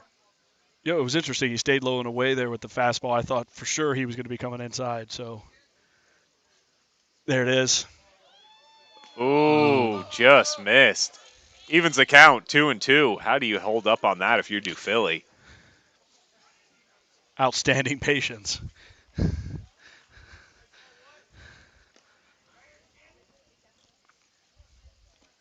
And that one misses outside, so good patience here. Works the count full, does Dufilli. We'll have a payoff pitch here. Dufilli and Seymour. And you can really see why Dylan Dufilli is your leadoff batter for Hernando, right?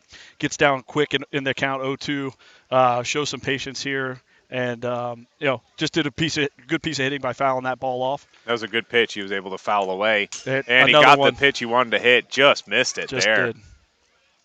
Got that fastball down the middle. Not a lot of movement on that. Maybe he's throwing a 2-seam or a split for most of his fastballs, but that was straight 4-seam, just gas. Dufilli just missed it. So we got a battle brewing here with Seymour and Dufilli. Bottom of the third, 3-2, 1 out. Second time through the order here. Second time got a chance to see him. That one misses high, so Dufilli able to work the walk. And the Leopards get a base runner here. That'll bring up the pitcher, number 12, Riley Fisher.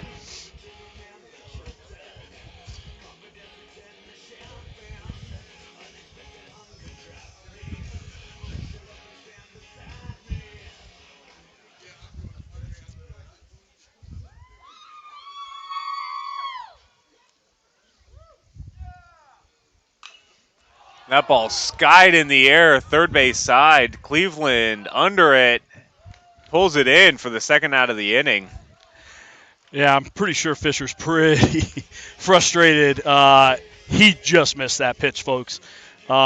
He gets a quarter of an inch more barrel to that ball, and that thing's going a long way. So he's jumping on the first pitch, being aggressive. Credit to Bo Seymour out there, pitching him tough. And he's frustrated, but he'll get another opportunity in this game. Yeah, he'll see some more pitches for sure. This will be the DH, number 99, Anthony Talpa. 2 outs, runner on first. And first pitch to Talpa misses away for ball 1. Yeah, great job by Sammy Hernandez blocking that up. That could have easily, put Tufili on second base there standing up. He got plunked his first time up to bat. And he catches the corner there to even the count, 1-1.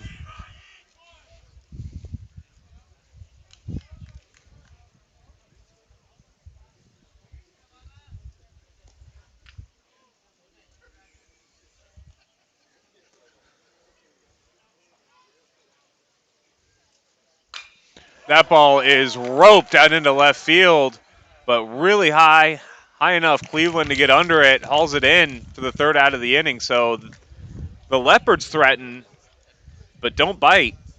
We'll be right back after this. My name is Tom Roselli. I served in the U.S. Navy 65 to 69. Through all the turmoil and stress battling with the VA, I've come to learn that certain organizations have their hands tied and can only proceed so far, whereas Attorney Chris Chambers has the experience and the ability to dig into the files and get the results that got me my 100%. Tremendous job in helping veterans.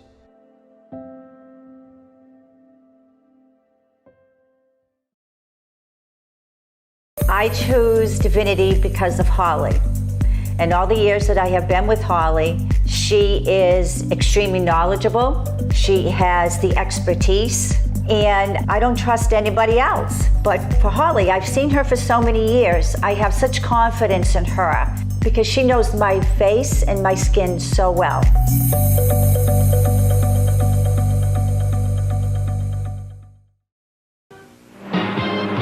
You beat the team you had to beat. Hey, look! You did it in the dust and heat. Now you're thirsty and hot, and you know what to do, 'cause there's something big waiting for me and you. Coke is it, the biggest taste you've ever found. Coke is it, the one that never lets you down. Coke is it, the most refreshing taste around. Coke is it, Coke is it.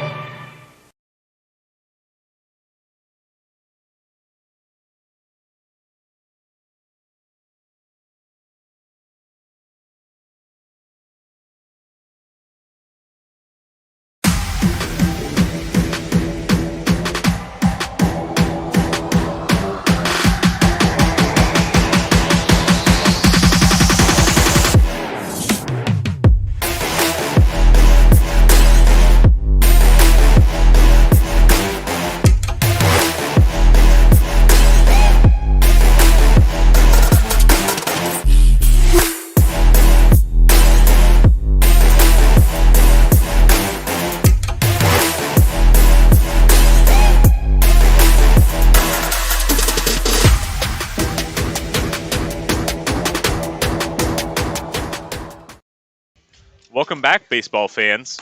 Alongside Brian Hawkins, I'm Derek Smith. We've got a 1-0 ball game here, Lakeland and Hernando, and we have a pitching change to talk to you about. Here's Brian with that. Yeah, Derek, thanks, man. Number 19, Clay Oates, a senior on senior night, came in. He's relieving a great start by Riley Fisher. So haven't seen his stuff yet this year, so I'm looking forward to it. Yeah, Fisher worked 3 no-hit innings of baseball. So hopefully he's okay. It's good to see another senior out here for Hernando. We know they got plenty of them. Yeah, Fisher threw 41 pitches in those 3 innings. pretty efficient realistically, and it looks. I'm just following it here. We've got 1 hit, 2 walks, and 1 strikeout. All right, so hit I don't then, actually think the hit was a hit. I think there was an error on the field. Yeah, I think that it has to be that one to Dufilly. Yeah, I agree. That ball in the air. Speaking of Dufilly, he tracks that one easily for the first out of the inning. So Oates disposes of his first opponent quite easily. So bring up the designated hitter, number 16, Jonathan Negron. Yeah, Negron sent that ball for a ride in the first inning, top of the second inning. I thought he had all of it, but the center fielder did a great job tracking it down. Barry out there in center field to make a great play. Kind of got the wind blowing in right against where he hit it out in left center field.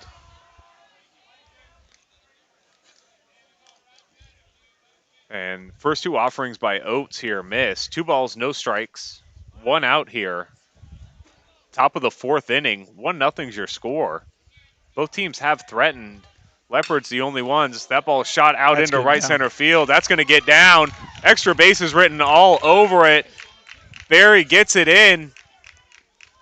And Negron pulls up to second with a 1-out double. And Lakeland's got something going here. Really do. Like we said in the top of the second inning, he had a really good swing, hard hit to the left center. He switches sides here, puts it in right center field. It drops for a stand-up double. Great job.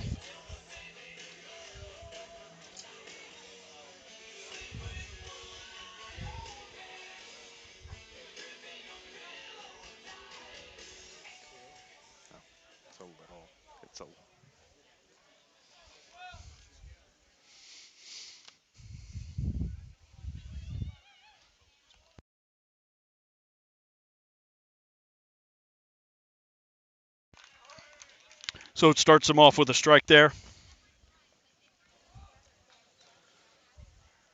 No balls, 1 strike. 1 out here. Runner on second. After the double by Negron.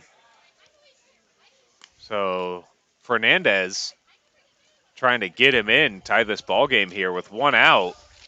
This is a prime opportunity for the Dreadnoughts.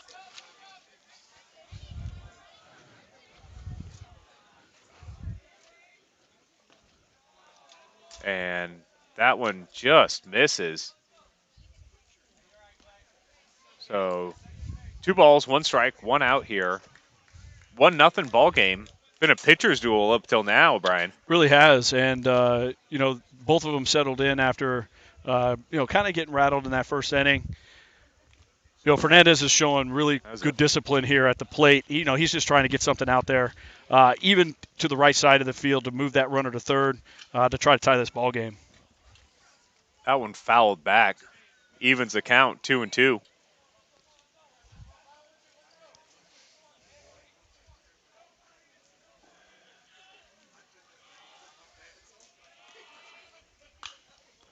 That one fouled back and out of play. We'll run it back again.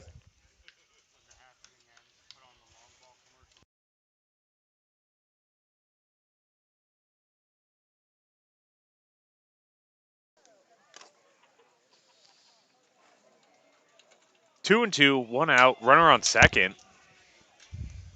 Center fielder Fernandez up. On the ground to short. Dufilly over to third. And looks like he was able to get him off the bag. I don't know. No, he called him safe. It looks like he dropped the ball. Third baseman Hart over there, kind of snow cone catch, that feed from Dufilly.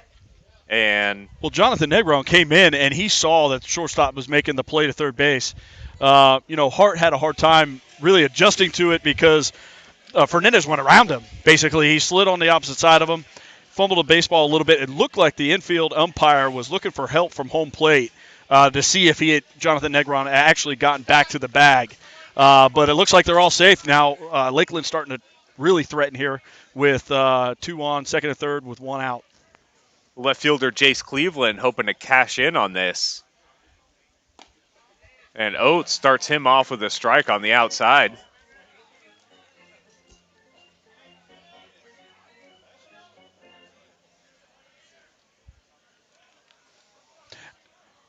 Really good heads-up defense there by Dufili as well, seeing that Negron was, making the attempt to go to third base on that side of the field, one out. Generally, unless you got a big lead, you're not doing that. You're holding up to see what happens with the play. But Negron was able to get in there, and then also heads-up base running by Fernandez. For Fernandez to get to second base on that throw. Yeah, watching the play happen in front of him. Absolutely. Realizing we're all waiting for a call from the umpire, really, to see what was going on. So that one misses. 2 balls, 1 strike, 1 out here. Runners on second and third. Well, and this is an interesting point, too, is that it's first or 1 out, right? Second and third, and your infield's playing in. Yeah. They got to play the bunt defense here because Lakeland's trying to, tie this game up.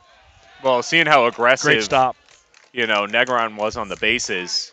Like you said, you usually don't pull that in a 1-0 ball game here. Kind of wait for it to happen, especially right in front of you. But, really aggressive here by Lakeland.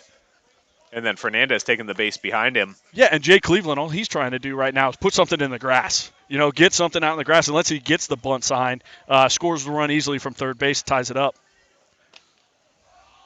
But he's able to work a walk there. The bases loaded here.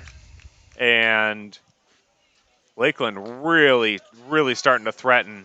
And it looks like we're going to have a visit from Coach Sims here to Oates. Yeah, he's going to go out there and talk to his senior and just say, hey, listen, calm down. We know it's senior night. We know you're pumped up. Take a deep breath. You've been doing it your entire career. Right. You know what to do. And honestly, if I'm Hernando, it takes the threat away from that bunt. Also, now you've got an easy double play on a soft ground ball either way on the infield. A lot of opportunities. A lot of opportunities when you get that runner on first base, and you never know, that may have been a pitch walk, right? Instead of going outside or putting them on immediately, Tim may have been telling him, hey, look, let's get these bases juiced. Let's get a play at each base defensively and try to get out of this thing. Right, for sure.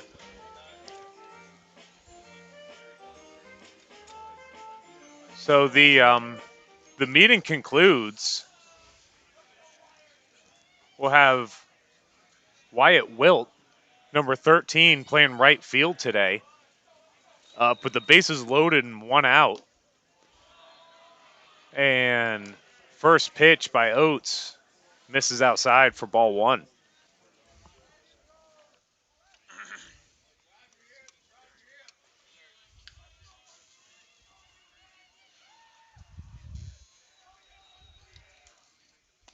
Swing and a miss. Big cut there by Wilt.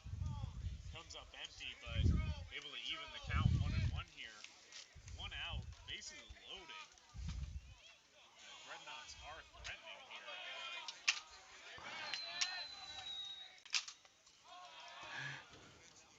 here. You see the corners in, too, for defensively for Hernando. They're trying to get the easy one at home plate and try to turn 2 maybe down to first base. So they do not want to give up a run here. So they're playing defensively to stop that from happening.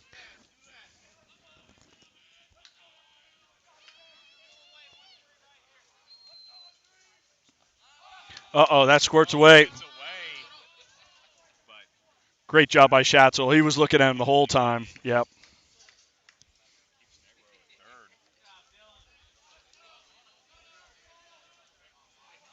Hitters count here, though. 3-1, bases juiced. 1 out.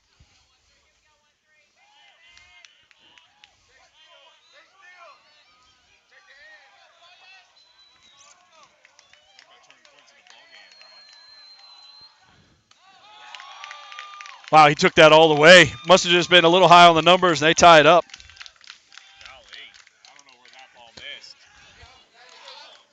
I don't know where that ball missed, but it did, and we got ourselves a tie ball game here. That'll bring up the third baseman, number 10, Jose Ramirez.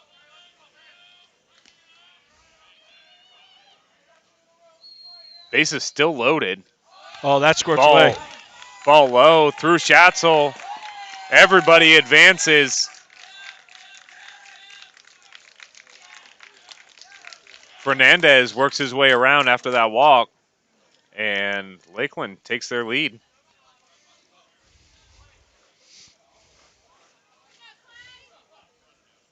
So if you're Oates now, you're just trying to settle down, throw strikes, let your defense play behind you here. Lakeland showed some patience, waiting for him to throw some strikes here. Worked a couple of walks in this inning. And that one misses high for ball 2. So runners on second and third now. 1 out. 2 in already this inning for Lakeland. And they're looking to add some more.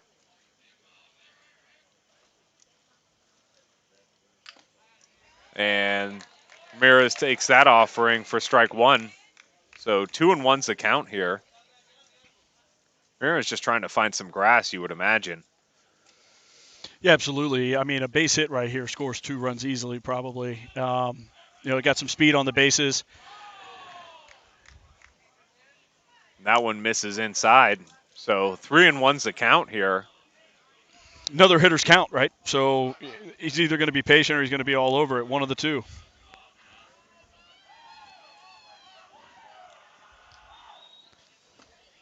And catches the corner there, does Oates. Jose Ramirez knows it. He let a butte go down the plate. But great pitch by Oates to get back in this thing. Yeah, when he needed it, he found it. And we got a full count here, 1 out. Runners on second and third.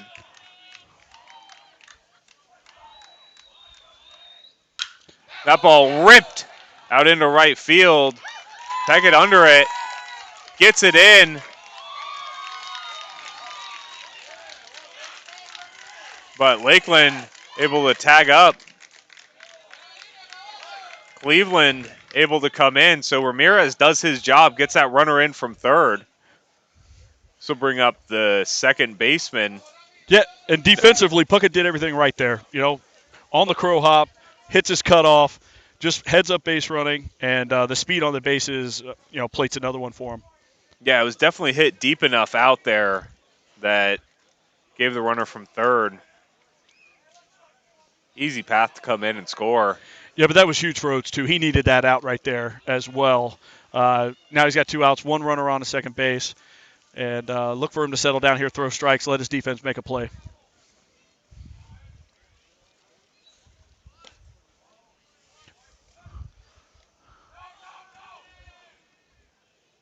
So in case you were obstructed there, the hitter, Rafael Moreno, scored around a bunt.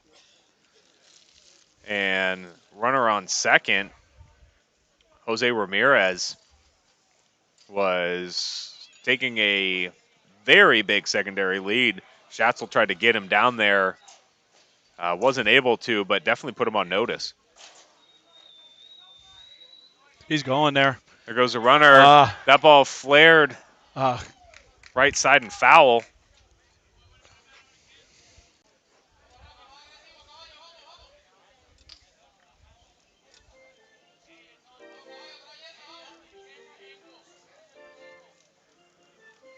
So 1 ball, 1 strike's the count here. It was hit and run. Call, hit and run. He was stealing the entire way. He was doing his job, too. He was trying to get it out to the right field or the right side of the field to advance the runner and maybe, try to get in a bloop single. Yeah, he's going, already before the pitch. 2 outs here. As soon as that ball's hit, he's gone. And Oates able to get that one across for strike 2. So 1 ball, 2 strikes here, 2 outs. Oates ahead of Moreno.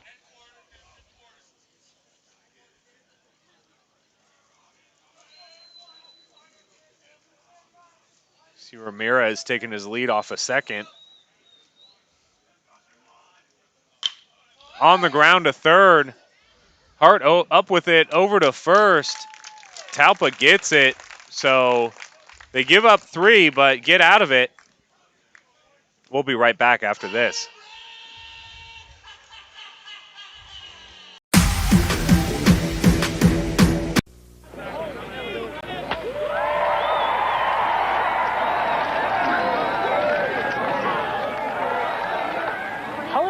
worship this guy. Hey, we got Cy Young winners over here.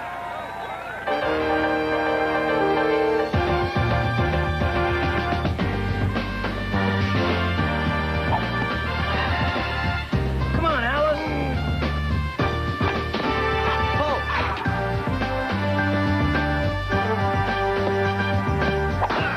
Step into it.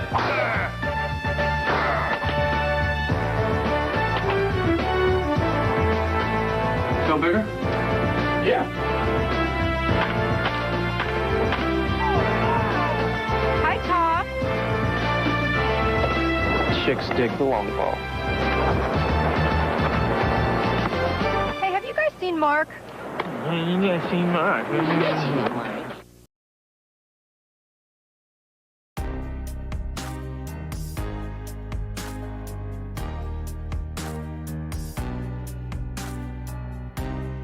Preparing for that next step in life isn't always easy.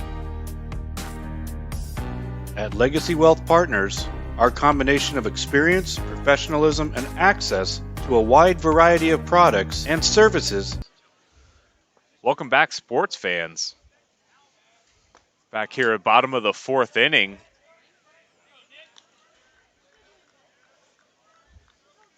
This will be number 6, the first baseman, Nick Talpa.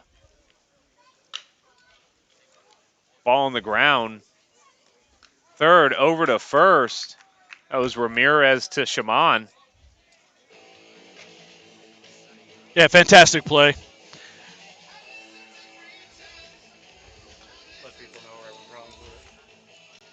So we are working our best to resolve some camera issues we're currently having. If you'll stick with us, try to bring you some alternate views. That ball skied in the air, right side of the infield. Second baseman Moreno under it. That was the catcher, senior number 15, Dylan Schatzel. Yeah, the team from Lakeland's feeling pretty good right now. Defensively, everything's working for them. Pitcher, Bo Seymour settled in nice. They got a couple runs in their half inning.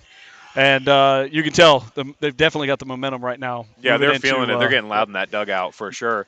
Absolutely. I mean, they're coming in pumped up anyways, playing the number 6 ranked team in the state. I would be. This is the second baseman, number 3, Gabe Tafalski.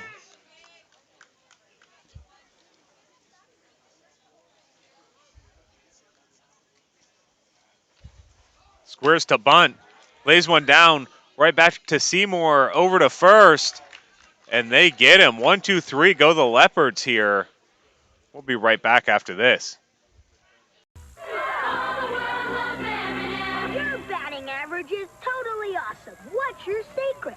M&M's. I hit singles when I ate the brown ones, doubles with yellows, orange, triples. And with the green ones, I take the ball downtown. Magnificent. Kevin, you're up. Quick, give me a green one. Only one homer left. That's for me. Here's a triple. M&M's chocolate candies. The milk chocolate melts in your mouth, not in your hand. I choose Divinity because of Holly. And all the years that I have been with Holly, she is extremely knowledgeable. She has the expertise. And I don't trust anybody else. But for Holly, I've seen her for so many years. I have such confidence in her because she knows my face and my skin so well.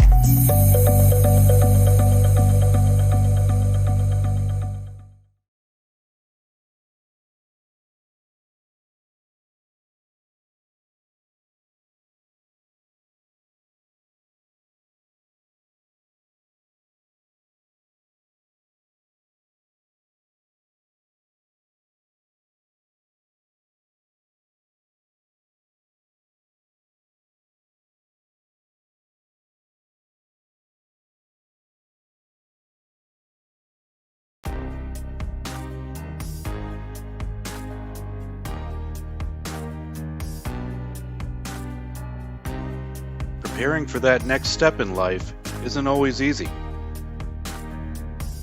At Legacy Wealth Partners, our combination of experience, professionalism, and access to a wide variety of products and services to help meet all of your financial goals. For a new level of attention, insight, and capability, contact the trusted team at Legacy Wealth Partners.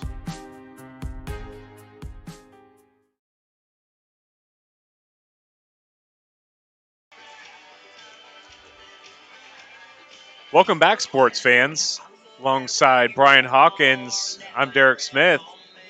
We're here in the top of the 5th inning. The Leopards chasing 2 here, and we got a pitch and change, and here's Brian to tell you about it. Yeah, we do. It's number 9, senior Trent Maynor has got the call to the bump.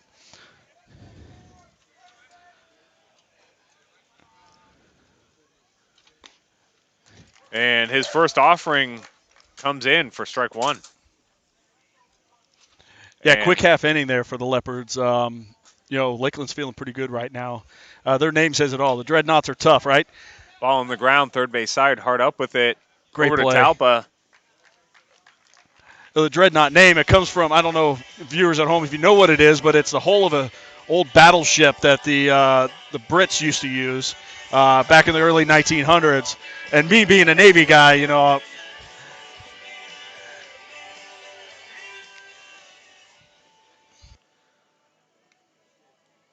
So that'll bring up the first baseman, number 7, Nolan Shimon.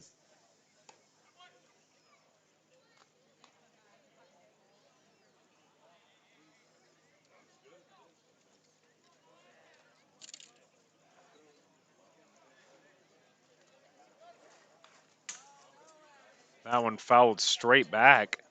Nolan was all over that pitch. Yeah, he sure was.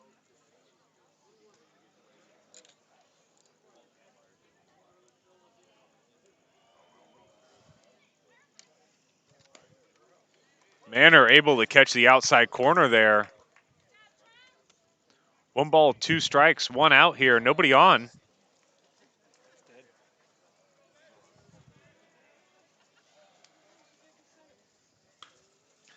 Ball in the air, Hart giving chase, foul territory, not able to get it.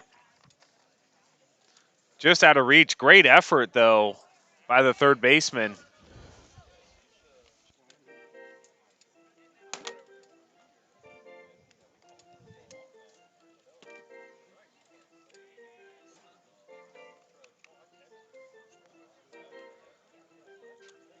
Oh, the Dreadnoughts with that big 4th inning, able to put 3 runs up.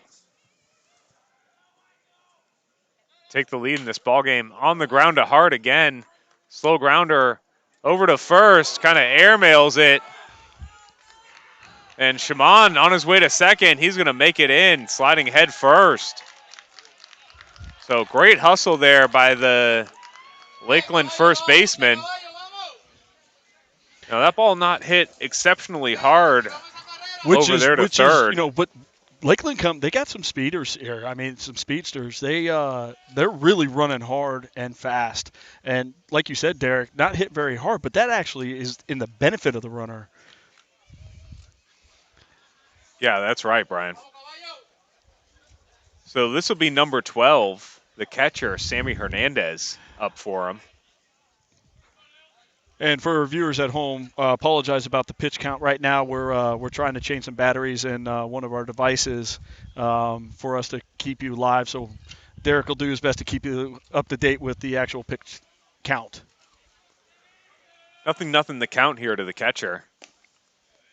And watches that offering by Manor catch the outside corner for strike 1. And we are aware of some camera issues we've had today. We appreciate your patience with us. We're trying our best to resolve them without interfering too much in the game. That ball ripped down the left side. It's going to bury into the corner. This is going to score 1. Hernandez pulls up at second with a stand-up RBI double, and Lakeland just extending their lead at this point. Yeah, he sat on that curveball, some late break movement, and just buried it in the left field corner. Yeah, it was a nice, clean swing for the catcher.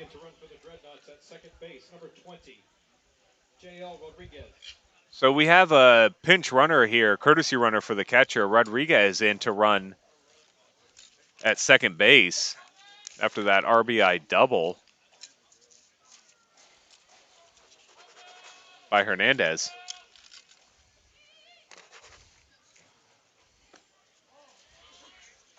And that offering to be the DH, number 16, Jonathan Negron. We saw what he could do his last time up, didn't we, Brian? Absolutely did. You know, he put a lot of barrel on the ball in the first at bat in the top of the second inning, and then buried one in right center field for a stand-up double. The cleanup hitter's having a night tonight, and I wouldn't expect any less at this at bat. Yeah, that's right. So 1-on-1's our count. 1 in, 1 out, 1 on already.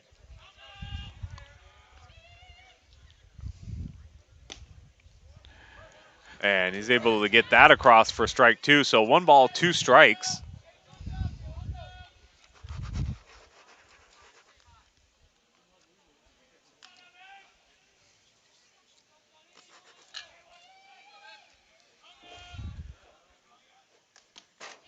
Manor just misses high there.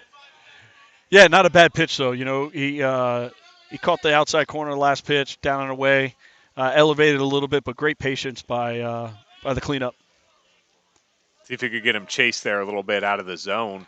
2-2's the count. Ooh, that was great movement pitch on that pitch. He's able to bury it into that outside corner. And finally, they're able to get that DH out for the second out of the inning. Outstanding pitch by Manor there.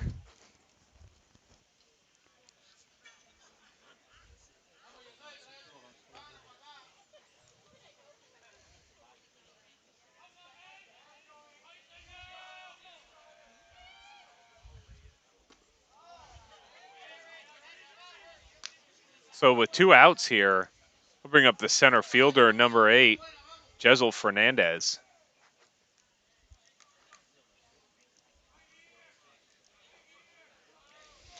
Yeah, Fernandez is 1 for 2 on the night. Got a base hit, I believe, in the 3rd inning. Came inside. Manor came inside for the first pitch. Nice little curveball. Kind of fooled him a little bit. Fernandez wanted to stay in there, backed away at the last minute. Just a little elevated fastball there. And Manor's got great movement on his fastball, too. Really good velocity, really good movement. Pickoff play. Not able to get there. So 3 balls, no strikes to the center fielder.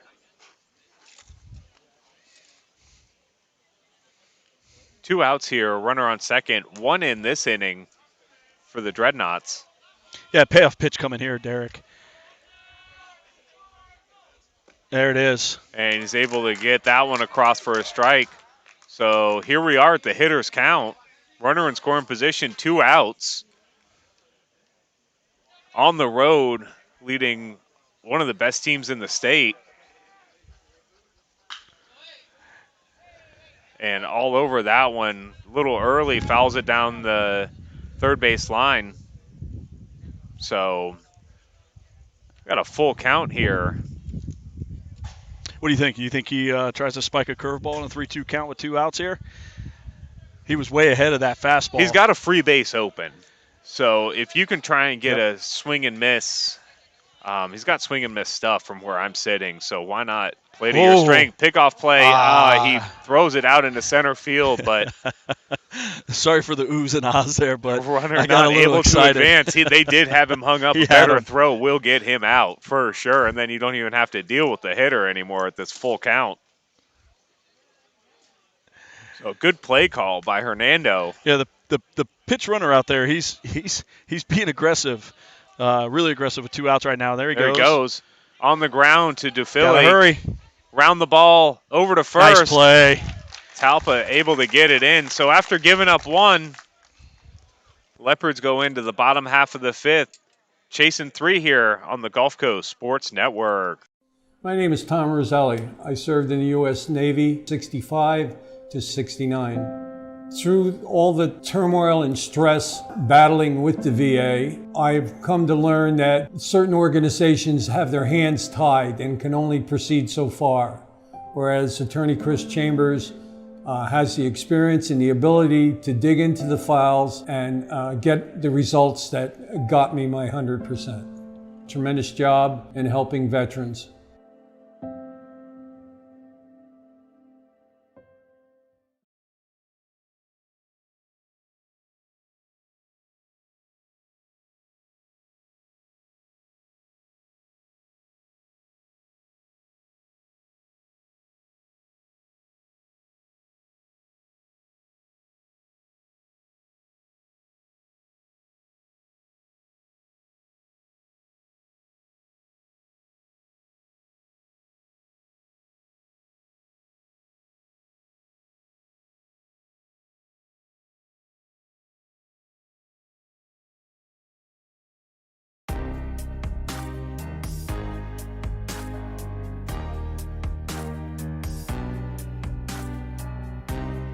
Preparing for that next step in life isn't always easy.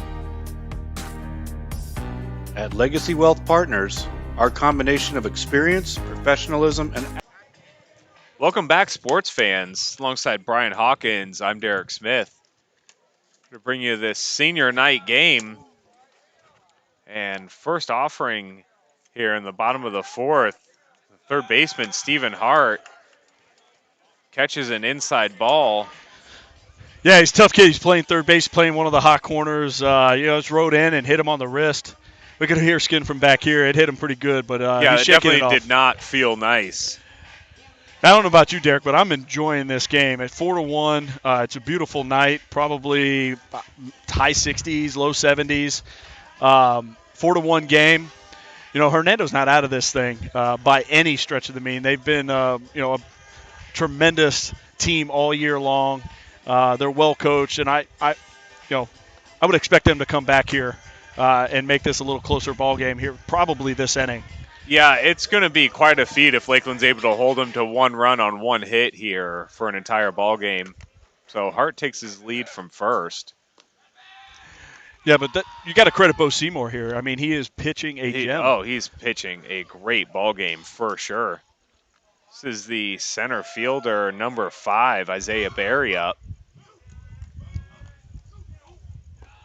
And that one misses low. So 2 balls, no strikes here. Getting a leadoff runner on. He's in a hitter's count here. He's way ahead. Just trying to get something going. Trying to start a rally here. And he watches strike 1 catch the outside corner. Brings the count to 2 balls, 1 strike. Nobody out. Bottom of the 5th. Hernando chasing 3 here. And they check on the runner Hart. Yeah, Stephen Hart over there is getting a pretty nice lead, especially on the secondary. Looks like he got some wheels on the base path. I wouldn't be surprised if he gets the green light here at one point. Checks on him again. He's definitely into Seymour's head here. Just a little uncomfortable with the lead he's taken over there at first. Oh. And Berry just misses that one.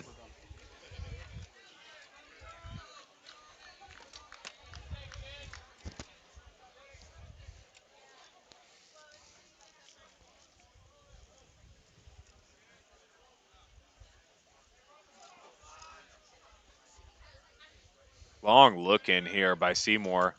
Checks on the runner again.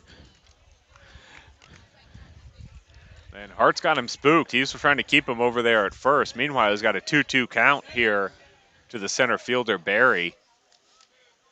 Senior getting the start tonight in center field. And that one misses high. He's able to work the count full. Yeah, great job. Now, this is a runner and a batter working together, working together on the field. That one fouled back out of play, so we'll have another payoff pitch here. So Hernando running out of outs, trying to get something going here with the bottom of their order, turn it over and try and score some runs. There's a shot out into center field, exactly what they were trying to do. So Hart advances to second. Barry comes through. So we apologize, but our base runner and pitch count is going to be down for the rest of the ball game. We're having some technical difficulties with some of our hardware. So we'll do our best to try and keep you apprised of what the count is here and where runners are. Currently, we got runners on first and second with the number 9 hitter, number 8, left fielder, Luke Puckett.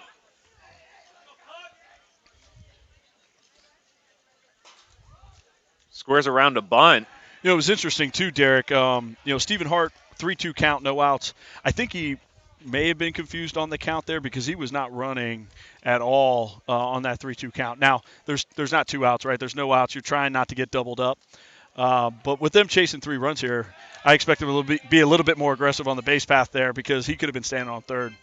Yeah, that ball to the outfield, kind of the right field side of center field. And, you're right. Yeah, good jump. You can make a play for third here. You got to be aggressive. Like we said, they're running out of outs. So we got a mound visit here by Lakeland. Yeah, and on the flip side of that, right, Derek, is that if he hits a hard line drive there and he gets doubled up, making that attempt on the 3-2 count to try to extend those bases, now you're dealing with 2 outs when you had the leadoff runner aboard. So, it goes both ways, and that's what baseball is about. It's a mental game. And it's strategy. Yeah, that's right. So the number 9 hitter, Puckett, looking at a 2-ball, no-strike count. He scored around a bunt both of these pitches so far by Seymour, and you have to imagine that mound visit had something to do with that because here he is squaring up again. He watches strike 1 go over the outside corner. So 2 balls, 1 strike, nobody out here. Runners on first and second. Hart on second, Barry on first. Trying to turn this lineup over. Squares to bunt again and made contact with him in the box, just barely. That's the one he was looking for, too. That was a perfect pitch for him to put it down the first base side. Just caught him on the foot as he was exiting. Yeah, you can see he's upset with himself. He missed that one. So now with 2 strikes, you have to imagine going to have him swing away here, move the base runners the old-fashioned way. And he's able to do it. Right back to the pitcher, Seymour. Great job. Over to Shimon at first, and he is just as good as a bunt. Give up an out to move base runners to second and third, respectively. So now 1 out, 2 runners in scoring position. You got your leadoff batter, your shortstop, Dylan Dufilli up. Yeah, and Dufilli's been on base both times tonight. He's 1 for 1 with a walk and a run, the only run that Hernando has. He has battled Bo Seymour pretty hard this evening, so I would expect him to get the ball in play.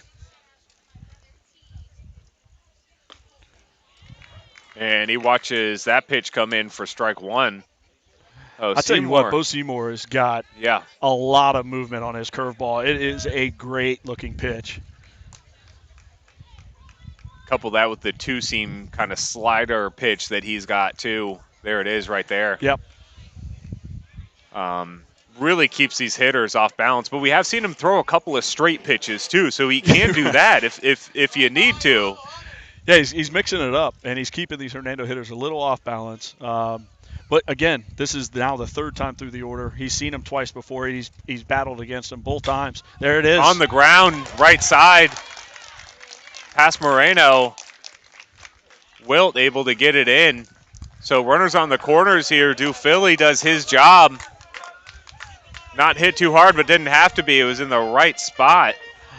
I tell you what, if you got friends at home not watching this game on the Gulf Coast Sports Network, I would give them a call, send them a text, do something, get them on this game, because this is going to turn out to be one heck of a ball game. So we got a pinch hitter here. It's going to be number 12. And I'm looking for him on our roster here, folks.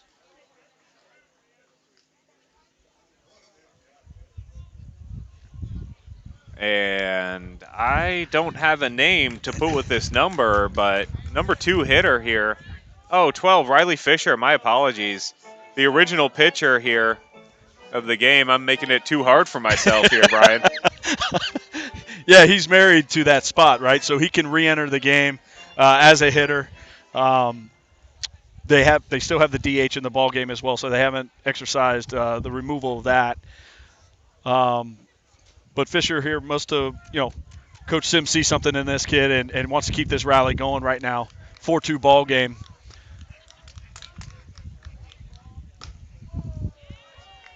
Whoa.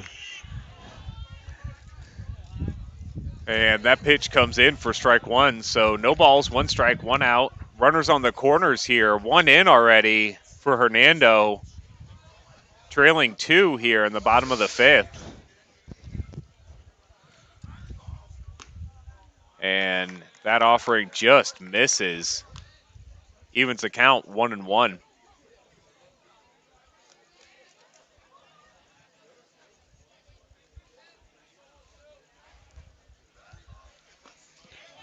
And tries to check his swing, but can't do it. It looked like that was going to be a strike whether he swung at it or not. I agree. I think he saw it coming outside. He was thinking he was going to leave it out there, and Bo Seymour does a great job of dropping that thing back in the strike zone. 1 ball, 2 strikes, 1 out here. 1 in already. And holds back as that one just kept diving in at the lefty's feet. 2-2. Yeah, viewers at home, if you're enjoying the broadcast, hit like, subscribe to it. GCSN, we've got the district playoffs for both baseball and softball coming up next week. Don't want to miss the action. It's going to be a lot of fun. Hey, ball in the air out into left center field. Dufilli on his horse, rounding second, getting waved in home, and held up there. RBI double by Fisher, and they pulled within 1 here, the bottom of the 5th. Outstanding job, and I believe the runner coming around third was looking home the entire way. Coach Sims pulls him up. It would have been close at the plate. They did a great job in the outfield to get that ball to the cutoff and get it home in a hurry. It would have been really close, but, with 1 out here, second and third, base hit, they get the lead. Great heads-up managing by the third base coach there. So we had an intentional walk there. Oh, there we go. Issue to Talpa, the DH, which will bring up the first baseman, Nick Talpa, number 6. Bases loaded, 1 out here. So they intentionally walked the 3-hole hitter to hit to the cleanup batter. So this should be interesting. Bases loaded, 1 out. And he gets hit. And Seymour hits him to tie this ball game. So 4-4 is now your score. I expect the Lakeland coach at some point probably coming out here to talk to his pitcher. Oh, yeah. No, he's hanging out. So Bo Seymour's at 76 pitches now. He's thrown 4 1/3 innings, 4 hits, 4 runs, 3 earned runs, and 2 walks, 1 strikeout. And I think that's the first at bat for the cleanup hitter he struck out. Interesting move there. Put the 3-hole hitter on the DH, pitch to the cleanup batter. First pitch, he hits him. Yeah, yep. Obviously not what he's trying to do, right? I mean, you don't want to walk the tying run in. This is the catcher. Snap throw to first. Not able to get him.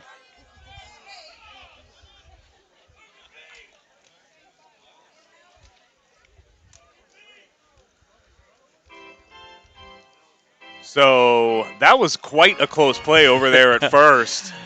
Great job by Sammy Hernandez with that snap throw down to the first baseman, Nolan Shimon. They were looking at it the entire time and almost caught him there. So that one misses outside. 2 balls, 1 strike, 1 out here. Tie ball game. Yeah, and if you're Bo Seymour, you're looking for a ground ball here to get out of this thing with a double play. That ball shot in the air, sky high, center field, shortstop back on it. Mosa is able to haul it in. What a play! Really deep enough for anybody to score. So no, it wasn't. Exactly but Joseph the kind Massa, of out you're trying to get. Absolutely, and Joseph Massa, what a tough play that was. Ranging to his right, ranging to his left, ranging back to his right, turning perpendicular with the field, and making a basket catch to prevent that thing from dropping. And you're right, Derek. It wasn't hit far enough to try to score the runner from third base, but that was a crucial out for Bo Seymour and Lakeland. So now up for Hernando with 2 outs here. It's the second baseman, number 3, Gabe Tafalski.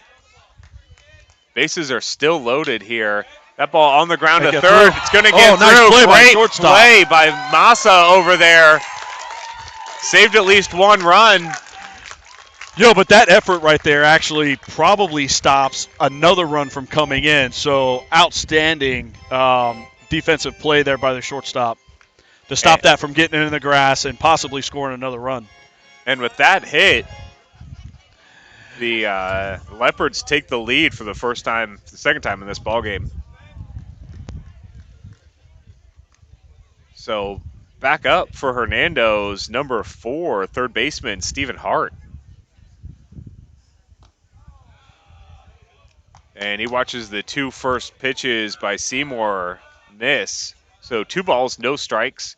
Bases still loaded, full of Leopards here.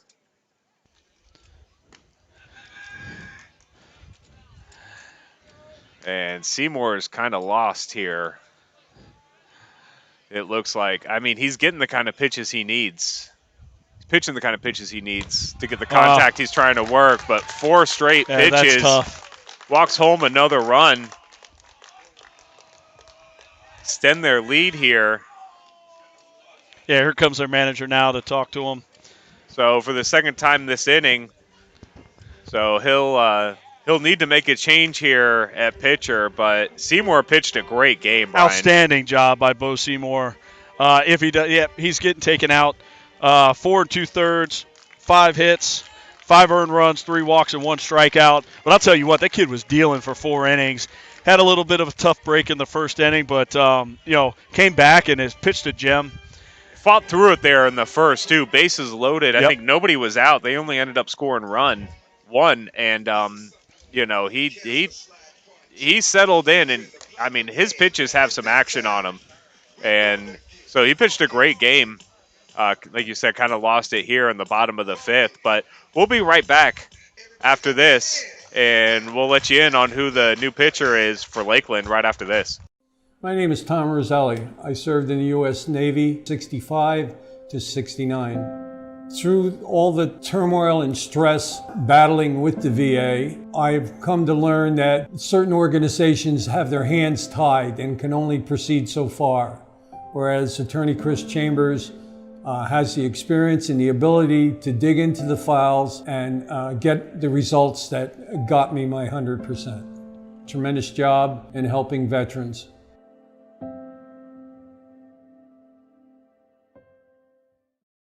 I chose Divinity because of Holly.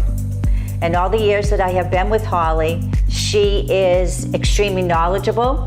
She has the expertise, and I don't trust anybody else. But for Holly, I've seen her for so many years. I have such confidence in her because she knows my face and my skin so well.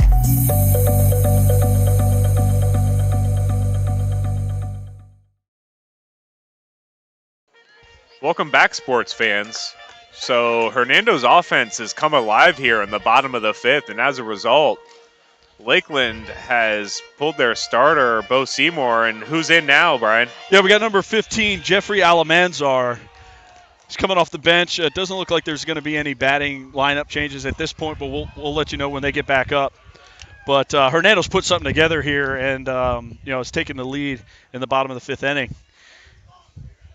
Base is still juiced with 2 outs, so we'll see what if they can keep going or if this pitcher coming in is be able to take down the big number 5 here.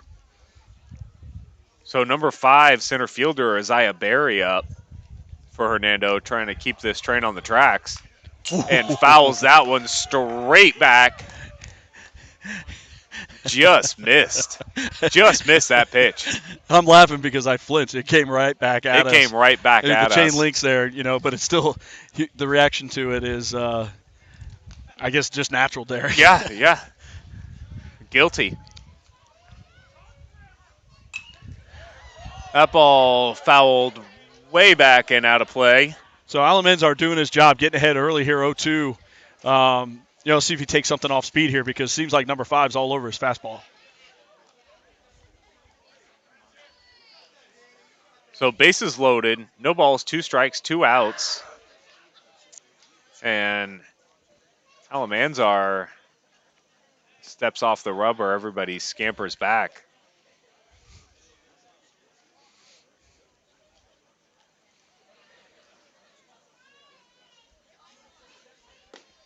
Got him. And he's able to get him looking there for strike 3, but not before the Leopards plate 5 in that inning. We'll be right back after this. Roaches, ants, termites. Let Bingham's professional pest management knock your bugs out of the park. Bingham's ultimate pest protection plan is guaranteed to protect your home from unwanted pests. And it's also guaranteed to be the lowest price in town. Don't let bugs get to first base in your home. Take BP on them. Log on to TampaBayBugs.com to get your coupon for a free pest treatment of your home. Bingham's professional pest management. Systematic pest elimination since 1964.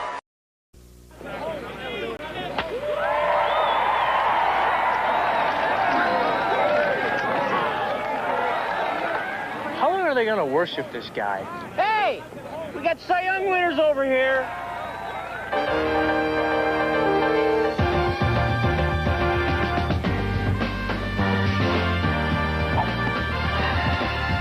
Come on, Alice.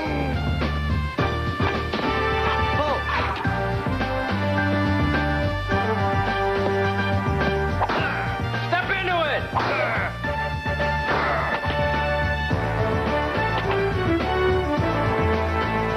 Feel bigger?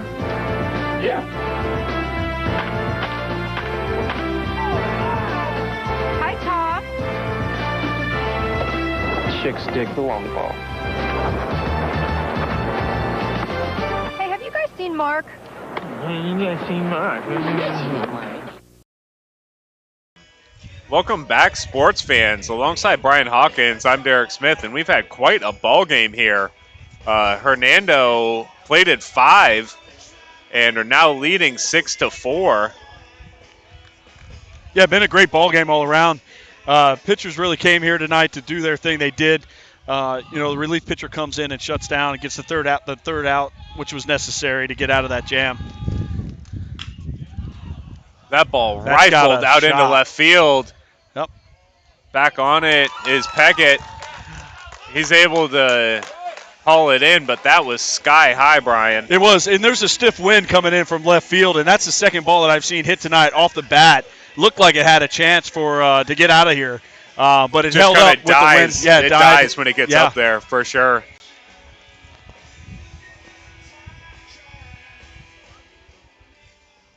So this will be number 13, Riot Wilt, playing right field tonight for them.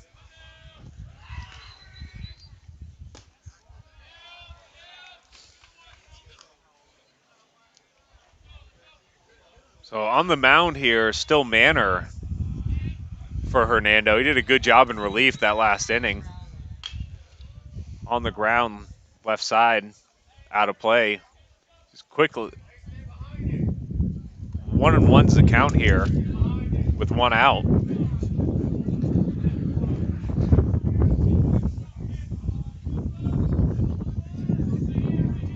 The wind's kind of picking up a little bit coming in from center field. That ball hit in the air over to right field.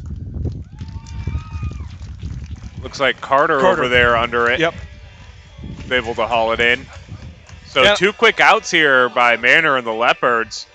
That'll bring up third baseman, number 10, Jose Ramirez. And with the camera angle you guys are seeing at home right now, you can tell, see the American flag above the scoreboard. There's a pretty good wind coming in, like you said, Derek, from left center field.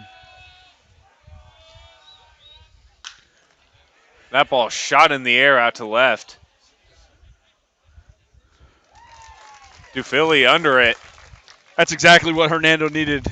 They definitely swung the momentum here, so looking forward to the next inning. We'll be right back after this.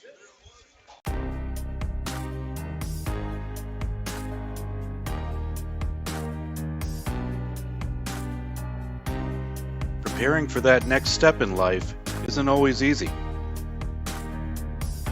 At Legacy Wealth Partners, our combination of experience, professionalism, and access to a wide variety of products and services to help meet all of your financial goals. For a new level of attention, insight, and capability, contact the trusted team at Legacy Wealth Partners.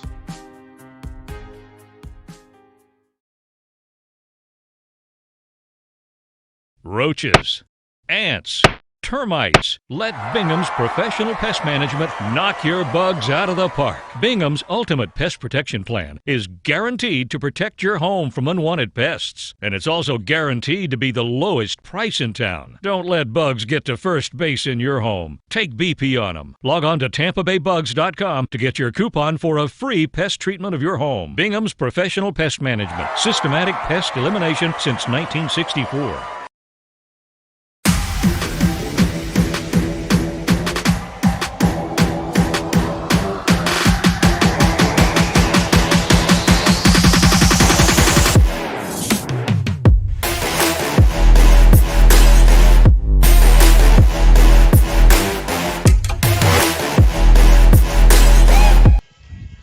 Welcome back, sports fans. Alongside Brian Hawkins, I'm Derek Smith.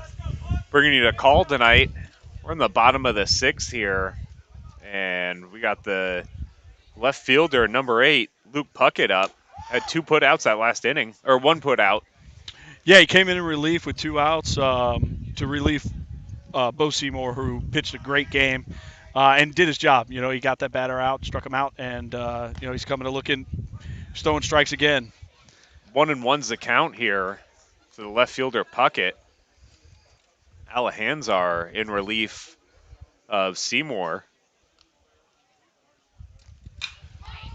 That ball hit out into left field. Yeah, it's down. It was up there for a long time, just not in a place anybody could get to.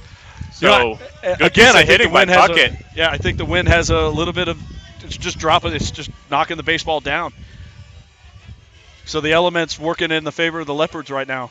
Indeed they are, and that'll bring up the leadoff hitter, shortstop, number 1, Dylan Dufilli.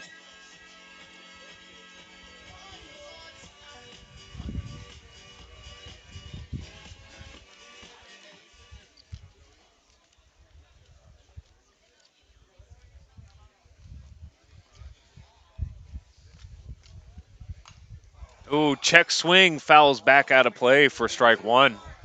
So no balls, 1 strike here to Dufilli. Yeah, Dufilli with a couple of hits tonight. Been on base all 3 times, so he's a great leadoff hitter. You can tell, and with the runner on first base, no outs, he's looking to drive the ball right now. And he's gone to right side both times, so the first baseman's holding him on, gives him a nice big space over there. Try and shoot something through, and he doesn't try to do too much with the pitches he sees. He knows his job up there, and he can execute really well. 1-1's the count to him right now. Nobody out, runner on first.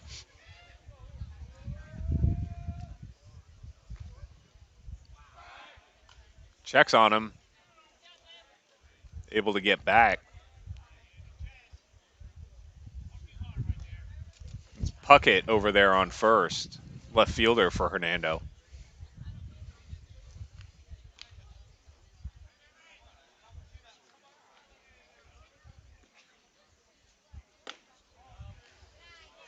And takes a close pitch inside for ball 2. So 2 balls, 1 strike. The count here to the leadoff hitter, Dufilli.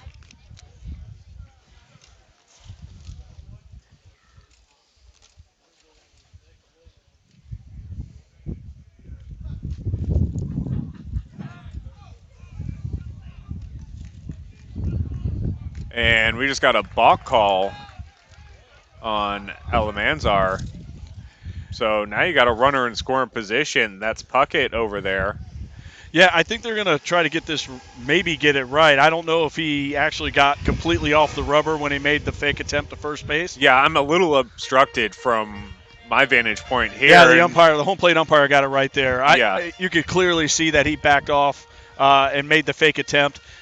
Basically, what you can't do is you can't fake the first without clearing the rubber, back of the rubber. And he was able to do that from our vantage point, and I think the home plate umpire got it right out there. So just like that, awarded second, back to first is Puckett. 2 balls, 1 strike here to Philly. Runner Oh, goes. Done. And they got him easily trying to steal second for the first out of the inning. I believe that's only the second steal attempt tonight, and both have been caught stealing. One for Hernando and now one for Lakeland. Yeah, I think you're right, Brian. So catchers doing their job, earning their keep, if you will, behind the plate tonight. That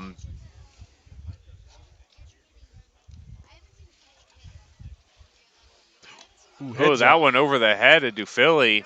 So he works a walk. So with one out here comes number 12, Riley Fisher, the starting pitcher in this ball game. He went 3 shutout innings to start it off.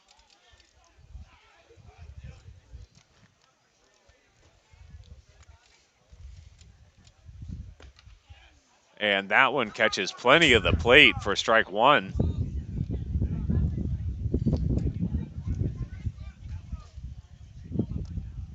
Philly taking his lead off of first.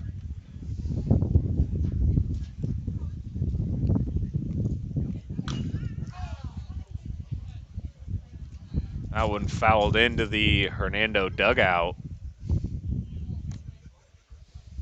for strike 2. So no balls, 2 strikes, 1 out here. Had a caught stealing during that last at bat, counted for the first out here. Bottom of the 6th. And that ball spiked. Philly easily advancing to second, kind of turns it. Yeah, pretty tough for Sammy Hernandez under, spike it down about 5 feet in front of the plate. It squirts through and gets through the 5-hole there. Yeah.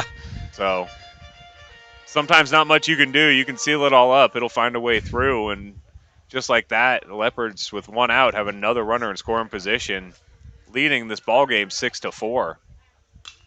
So there's a 2-out shot out in the air to right field. Oh, look at the center fielder. Outstanding job. Fernandez able to get it in. Dufilli advances to third as that ball was scorched in the air out to right center. But now we got 2 outs here. Runner on third. This is the DH, number 99, Anthony Talpa. And remember, they intentionally walked him to get the bases loaded his last time up.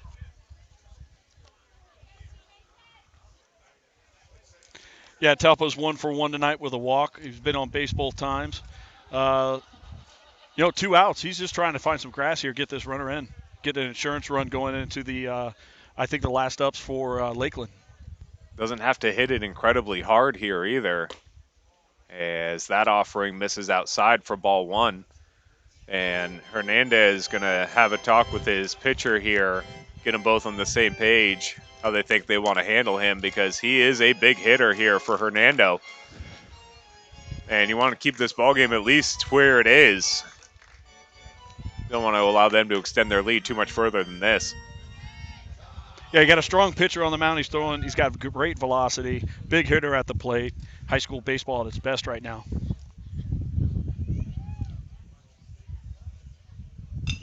That ball shot out into center field, exactly what he needed to do.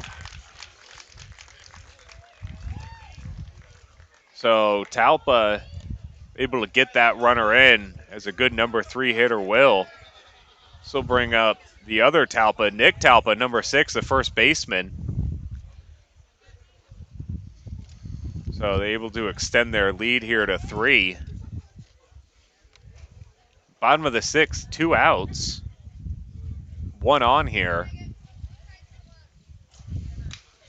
That ball shot out into the air. Ooh, the wind's got it.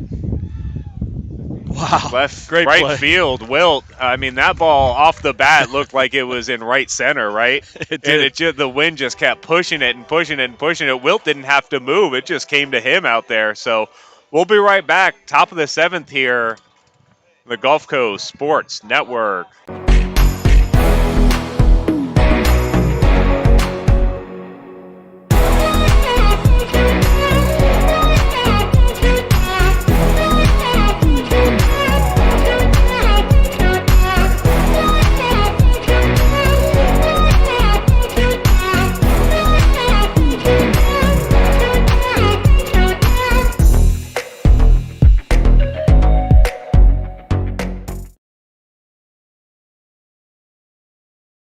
My name is Tom Roselli. I served in the U.S. Navy 65 to 69. Through all the turmoil and stress battling with the VA, I've come to learn that certain organizations have their hands tied and can only proceed so far, whereas Attorney Chris Chambers has the experience and the ability to dig into the files and get the results that got me my 100%. Tremendous job in helping veterans.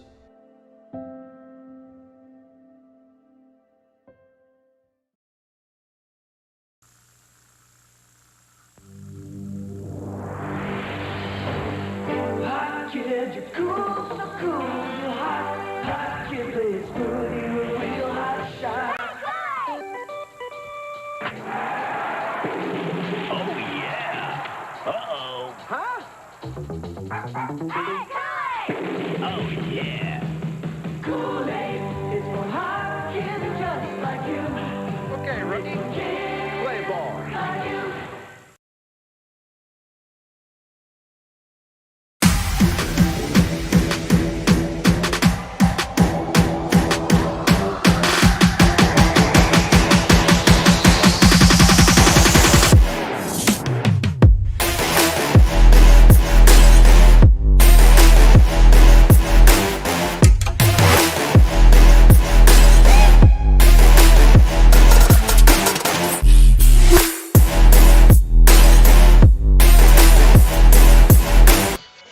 Welcome back, sports fans. Here to the top of the 7th inning, Hernando leading Lakeland 7-4, and we've got a new pitcher out here on the mound for Hernando. Who is it, Brian? Yeah, so we've got senior pitcher number 21, Jordan Lang, looking to close this thing out for his Leopard teammates here on senior night. So in to close the game, it's been all seniors, if memory serves right, on the hill here for Hernando.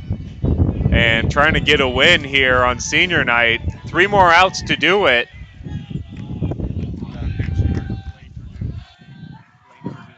And to start it off, we got a pinch hitter, Lane Purdue, up.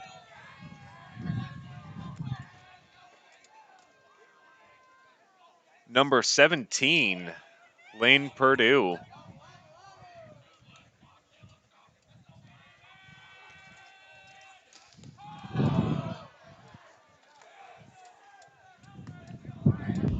Yeah, Purdue getting ahead here in the count 2-0.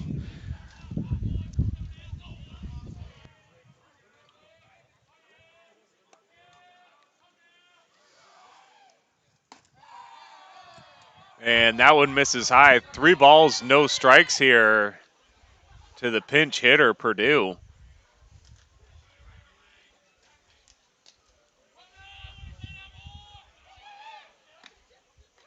And that one catches the outside corner for strike 1. So 3 balls, 1 strike. No outs here. Nobody on. Top of the 7th. And big cut there, just misses. Yeah, he was all over that fastball, Derek, looking to drive it somewhere. 3-1 count, hitters count. But great job for your new pitcher here to battle back to get it to full. Full count, payoff pitch. And just misses high and outside. So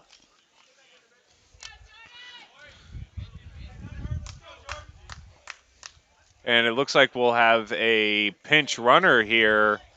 Number 31, Rafi Moreno, in to run.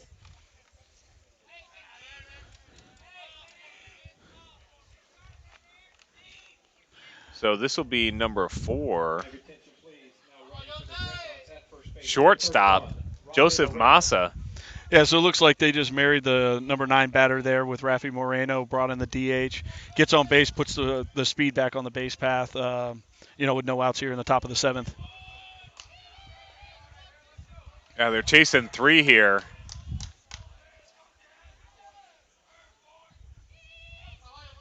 Done a good job of getting them in when they needed to earlier in this ball game, and that one, Lang's able to find the zone for a leadoff strike. First pitch strike, I should say.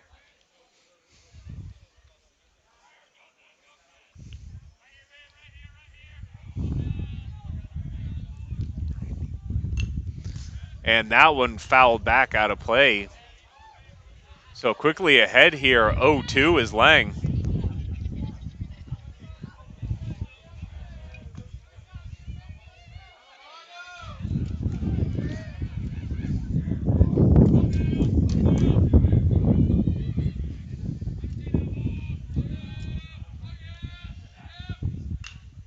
That one kind of off the handle, flared out, foul. So we'll play this 0-2 count again.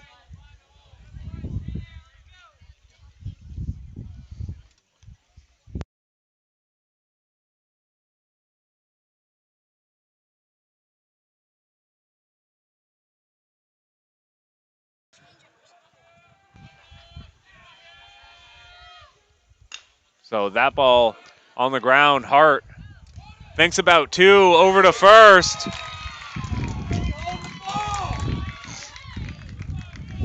And not able to get an out there either, so infield hit. Yeah, tough hop for the Hernando third baseman there. Took an extra one, a little bit slower on the exchange. Looked to go 2, but the runner was on his horse. Already and there. Came into second base hard and just couldn't pick him up at first base. Only play he had was at first and wasn't able to get that one. So number 2 hitter, the first baseman, number 7, Nolan Shaman up with runners on first and second here.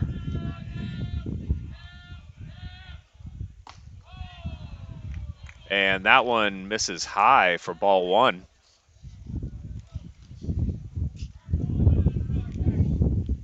So if you're Lang, that's the kind of hit you're trying to induce, right? Ball on the ground on the infield. Ooh, that one way high. Everybody advances. So 2 in scoring position here. Nobody out. Top of the order up for Lakeland. And comes Coach Sims out to have a... Yeah, he's coming out to, take a deep breath. You got your velocity is good. He has missed up a little bit on a couple of pitches. Thing you got to worry about here is that the tying run is at the plate currently with no out. So, you can't let this thing get away from him too hard. Now, Lakeland, on the other hand, they're looking to put the runs on the board. They're going to be super aggressive here. I'm not 100% sure what the stats are for this batter. He looks like a big kid. He's a left-handed batter. I'm sure he can hit the ball a long way. I wouldn't be surprised if they play a little small ball here either with 1 out, trying to move these guys around. So, it'd be interesting to see how the strategy comes from both sides. But Langland's going to settle down here. He's going to settle down. He's a senior. He's been doing this a long time.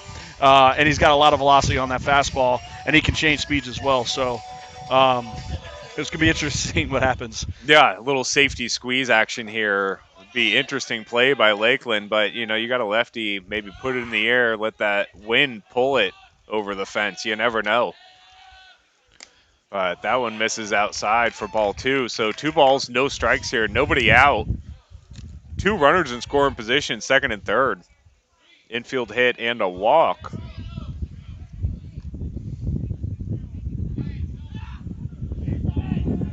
That's 3-0. 3-0 is the count.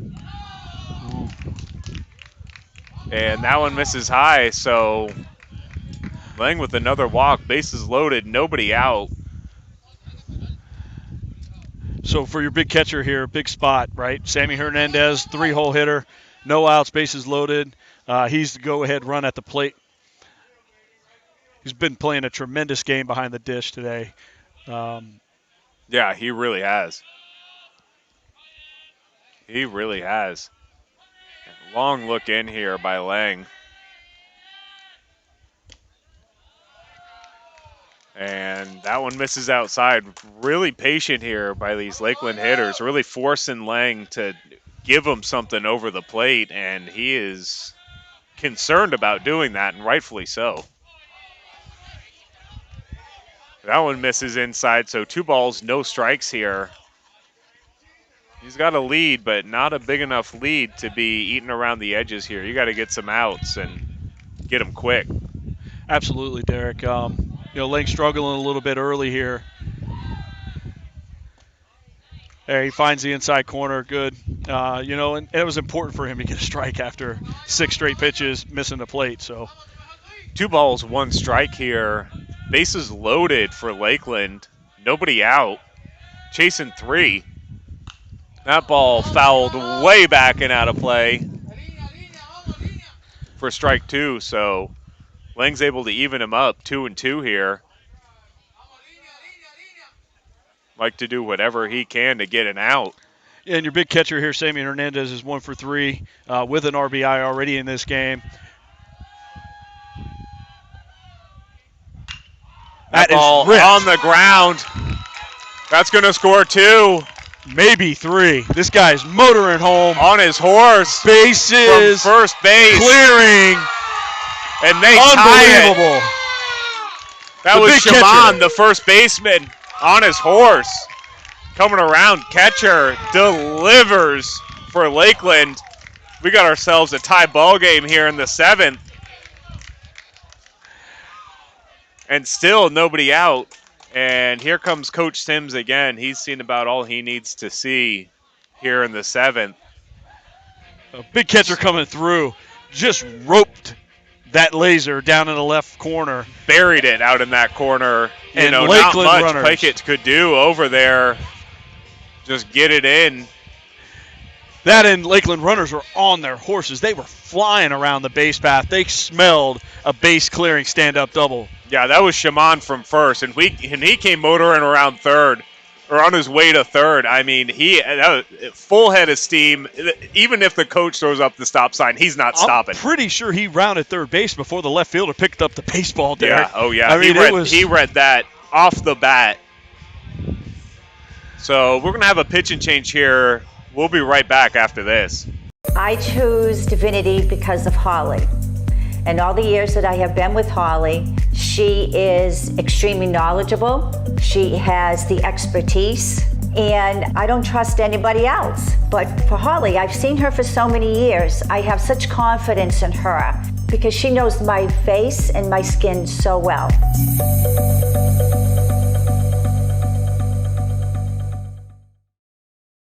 My name is Tom Roselli. I served in the U.S. Navy 65 to 69.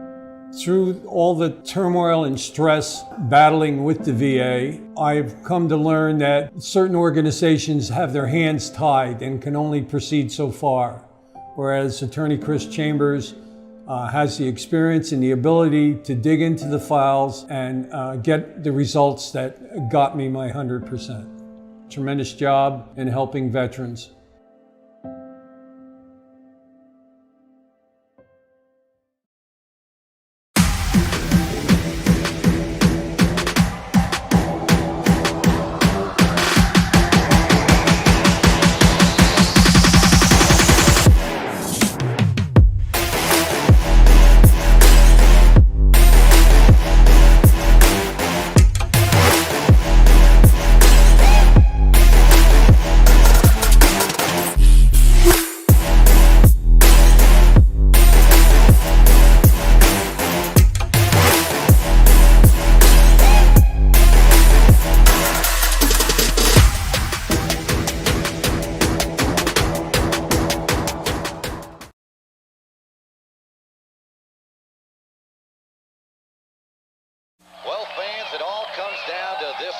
This is where it all gets decided. Johnson steps in, checks the sign. This is a classic confrontation. He's digging in. Here's the delivery. And there it goes. He's going back. It is going. It is gone. Pepsi, the choice of a new generation. Now, there's a caffeine-free cola with that great Pepsi taste. Introducing caffeine-free Pepsi. Welcome back, sports fans. Alongside Brian Hawkins, I'm Derek Smith. We got ourselves a tie ball game here. Top of the 7th, and we got a pitch and change. Brian, who's in now? Yeah, we got number 10, Tristan Legg, on the mound for Hernando. Looking to get an out here for his team and, stop the bleeding that Lakeland's putting on him right now. Yeah, that's right. I'm telling you right now, folks, if you're at home watching this, you need to be texting your friends, hit like, subscribe. This is one heck of a ball game. Lakeland coming back, tying this thing up by their big catcher, Sammy Hernandez, on a base-clearing double, stand-up double. 3-run bases clear and double, standing on second base now. This is the DH here, number 16, Jonathan Negron. And Negron's hit the ball hard every time he's been up to bat tonight. He sure has. He's come through a couple RBIs for them already. And he's looking at a 1-1 count here.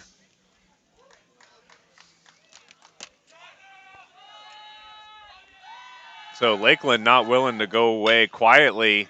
On the ground, second base, Tafalski up with it. Over to first for Talpa. So they get the first out of the inning. He did his job. He did exactly what he needed to do, get something on the ground or even in the air, for that runner to be able to advance to third. Yeah, right side of the infield. To tell you get somebody to third with one out or less, generally you're going to be able to get him in. And that's exactly what Lakeland needs to do right here to get ahead of the ball game.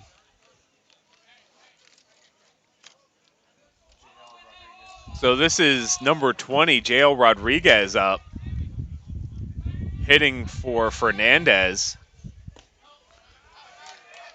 And he watches the first offering by Leg come in low for ball one. 1 ball, no strikes, 1 out here. 3 in already. Runner on third.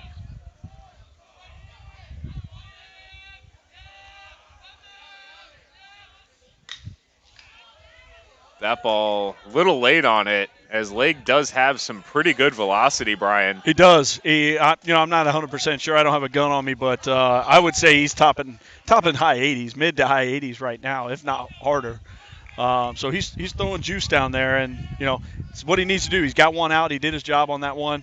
They advanced the runner for Lakeland, but he's looking for something soft here on the ground. Squares around a bunt.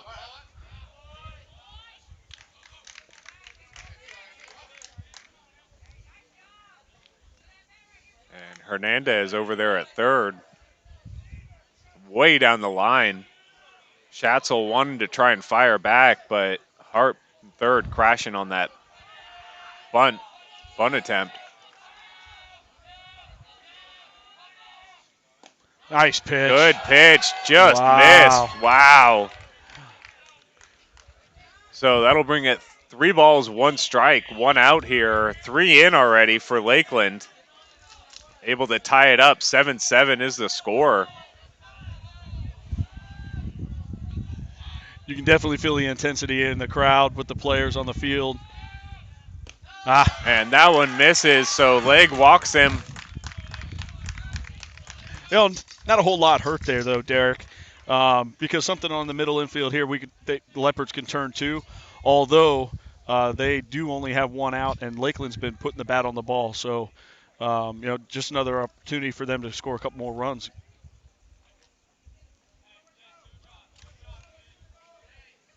So we got Fan here with a radar gun. We're getting reports that he's in the mid-80s here. So you were right on with your assessment, Brian.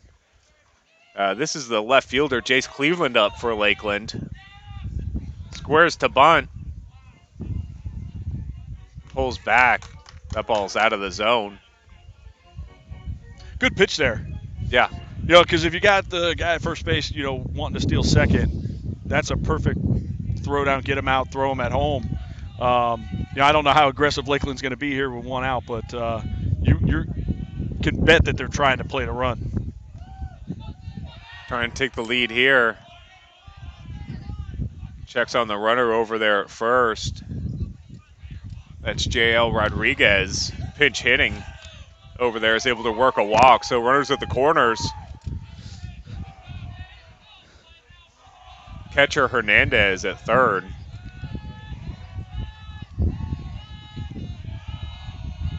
There he goes. Nice throw.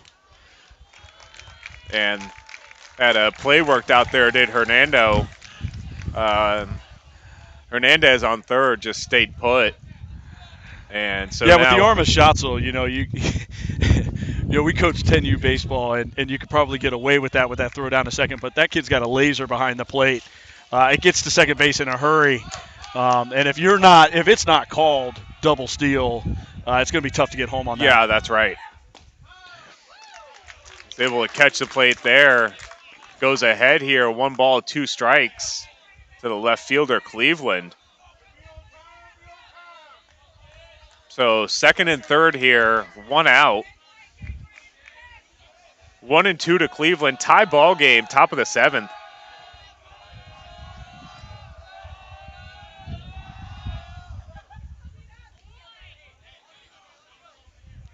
And time called by Cleveland to take a minute, regroup.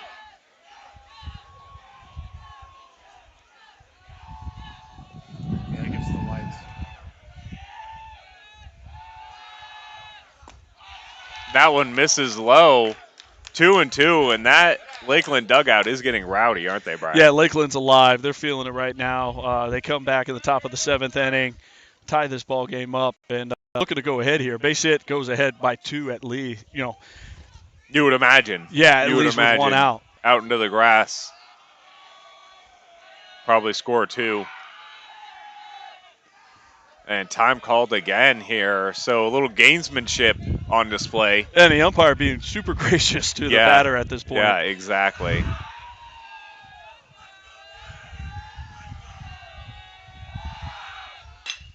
On the ground. Through to Falski. He's coming. He's through Carter. That scores 2. Here's Cleveland on his way to third. He'll get in. 2 RBI triple there by Cleveland. And just like that, Lakeland takes the lead again. Tough break for Carter in right field there. You know, he's being aggressive coming in. He knows that run coming in from second is huge, and he just overruns it a little bit. You know, tough play. But, you know, here comes Lakeland. Taking advantage of their opportunities here. And able to plate 5 already with only 1 out here. Number 13, right fielder Wyatt Wilt. Gets away. Look, he's coming home. Super aggressive there by Cleveland at third. Read it all the way. Ball in the dirt. What a jump. I mean, he saw that. He spiked it into the grass, and he was halfway down third base line when that thing hit the ground.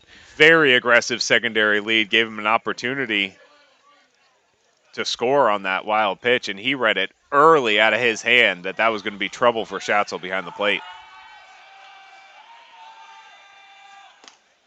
Swing and a miss for strike 2.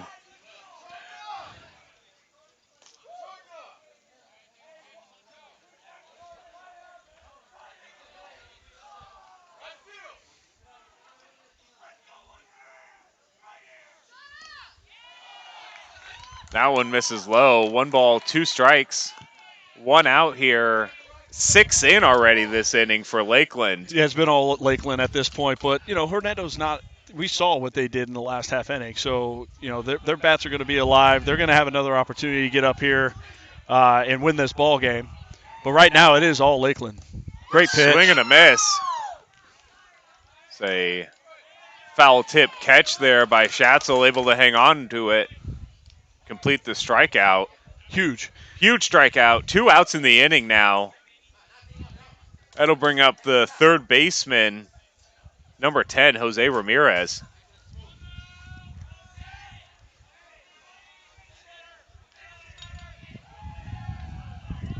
Nobody on.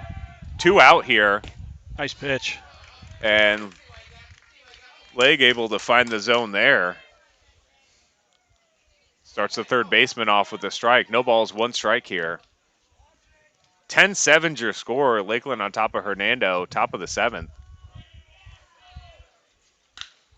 That ball in the air. Carter, redemption, able to get it. But not before Lakeland plate 6 here. Take a 10-7 lead. We'll be right back with the bottom of the 7th right after this on the Gulf Coast Sports Network.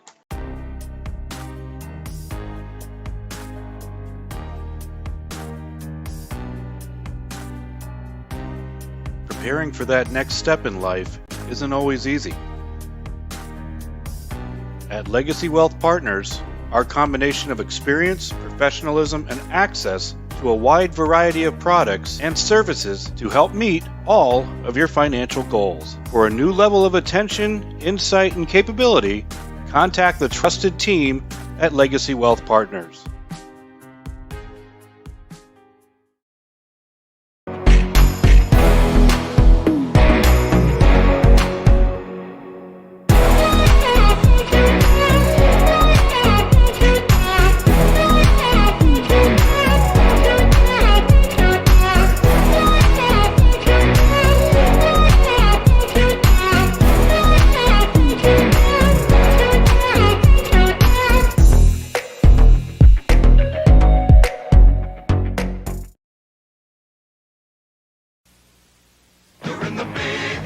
Big league flavor. When you make a perfect slide. You're in the big leagues. Big league pout. When you keep the team alive. You're in the big leagues. Big league shreds. When you block a shot or two. You're in the big leagues. Big league flavor. You're into Big League Chew. Big League Chew. Fan-sized wads of great taste and shredded bubble gum stuffed into a giant Stay Fresh pouch. You're in the big leagues. Big league flavor and big league bubble. You're into Big League Chew.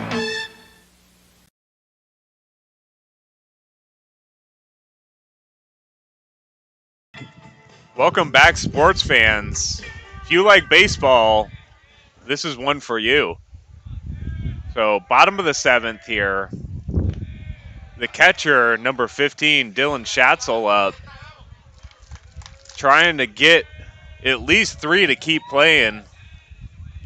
Maybe 4 to win it. And he's looking at a 1-1 count here.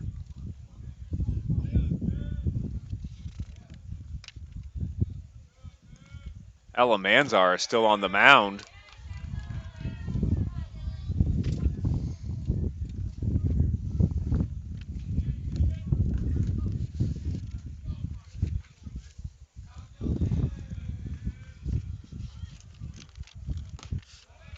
That one misses up here. Yeah, great patience there by the big 1-5. 3 balls, 1 strike the count here to the catcher, Schatzel. Trying to get on.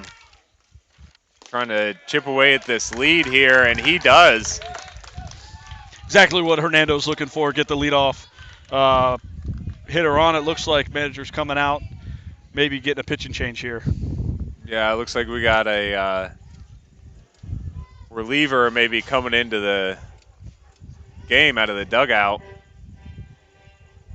And we'll be right back, and we'll alert you of the pitching change right after this.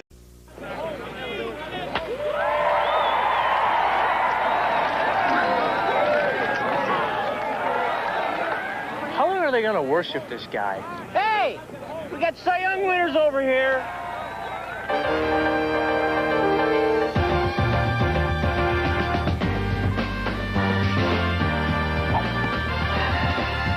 Come on, Alice. Pull.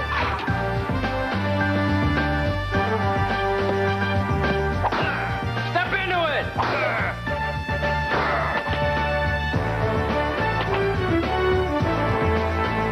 Feel bigger? Yeah. Hi, Top. Chicks dig the long ball. Hey, have you guys seen Mark? Specializing in personalized jewelry and gifts, Morningshire Market brings the game to life with custom baseball keepsakes. From necklaces to key rings, bottle toppers, and more, the options to have custom gifts made to order are limitless with Morningshire Market. Whether shopping for yourself or shopping for others, ensure that Morningshire Market is at the top of your lineup. Morningshire Market on Etsy. Use code DOUBLEPLAY at checkout for 15% off your purchase.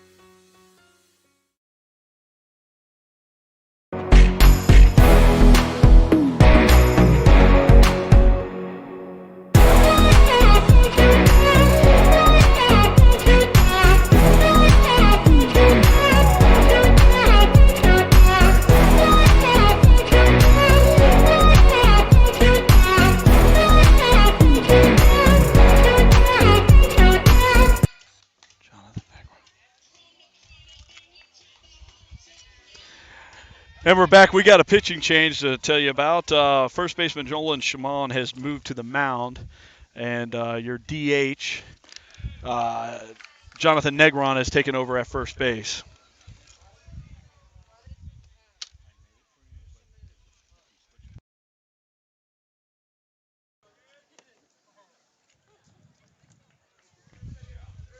This is the second baseman, number 3, Gabe Tofalski.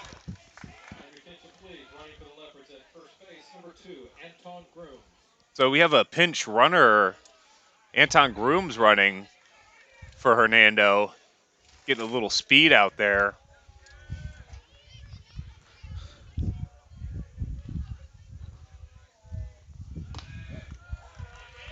And that one misses. So 3 balls, no strikes here to the second baseman, Tofalski.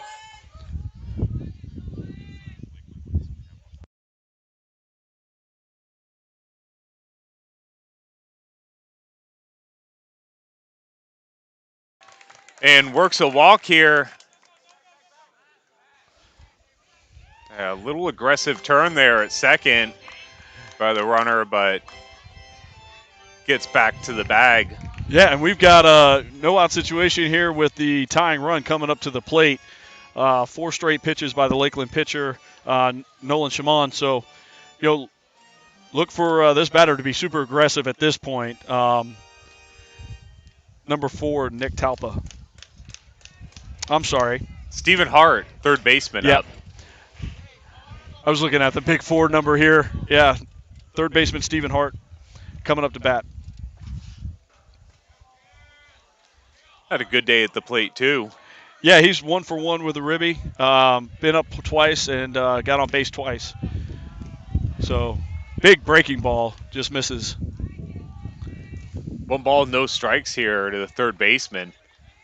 Runners on first and second for Hernando. And yeah, good take there by number 4. I mean, that's 5 straight balls that came in for pitches. So yeah, Shimon able to find the zone there. 1-1's a count.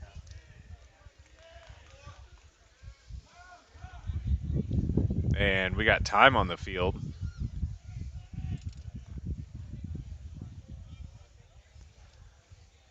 And Hart steps back in here.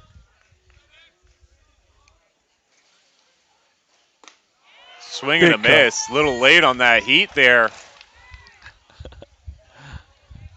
Hart was looking at that big blue shed out in left field. He was trying to hit it there.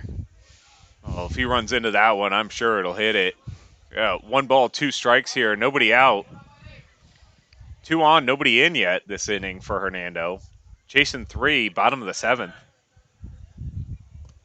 That one misses low, evens the count, 2-2.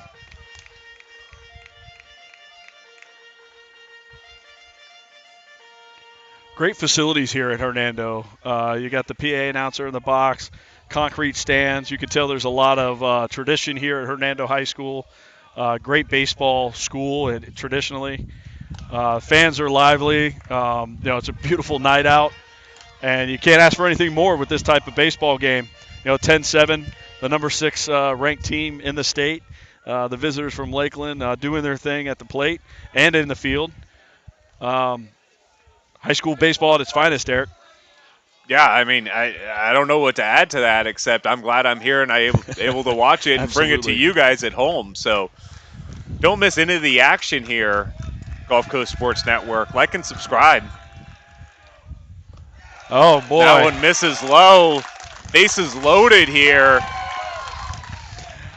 Pretty reminiscent of Lakeland's half inning here going on right now. No outs, bases juiced. This will be the center fielder, number 5, Isaiah Berry up.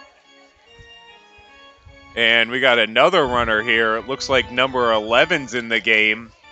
That'll be Will Taylor. Coach Sims getting some speed on the bases. Obviously, he's thinking about something big, right? Something in the gap. Score guy from first base. Tying run at first. Exactly. So get the most speed you got. So leaving it all on the line here are the Leopards.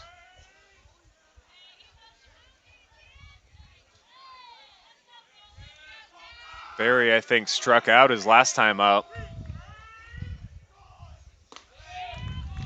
And that one's able to come across for a strike. So no balls, one strike here. Nobody out, bases loaded.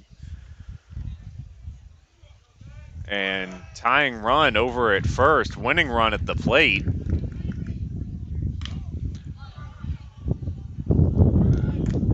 That ball, a little doubler down the third baseline.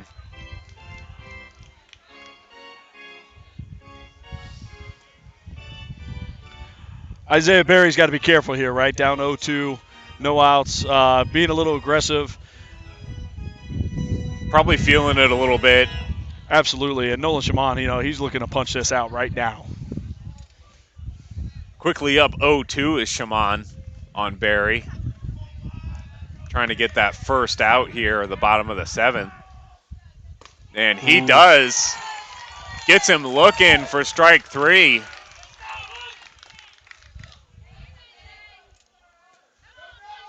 So that'll bring up the number 9 hitter, number 8 left fielder, Luke Puckett.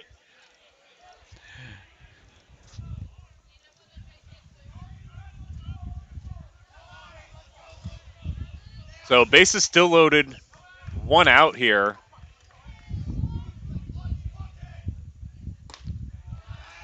Great patience there by Puckett. Elevated fastball in the inside corner. Even if you hit it, what are you going to do with it, right? First pitch of the at-bat. So, but that one stays high, ball 1. That one comes in low for ball 2. One of the things that we have to be aware of here as well is that if Luke gets on if there's not a double play, we're going to turn this order over, and the top of the order for Hernando Leopards are coming up. And he's able to kind of feel that one into the strike zone for strike 1. So 2 balls, 1 strike, 1 out, bases loaded. No runs yet this inning. Hernando chasing 3 here in the bottom of the 7th. There's a ball. There it is. Gets through the third baseman, Ramirez. That'll score 2 here. And had a chance to get the runner at third. Oh, wow. Here we go, folks. We got the tying run on third base, winning walk off on second, and we've got the smoking hot Dufili up.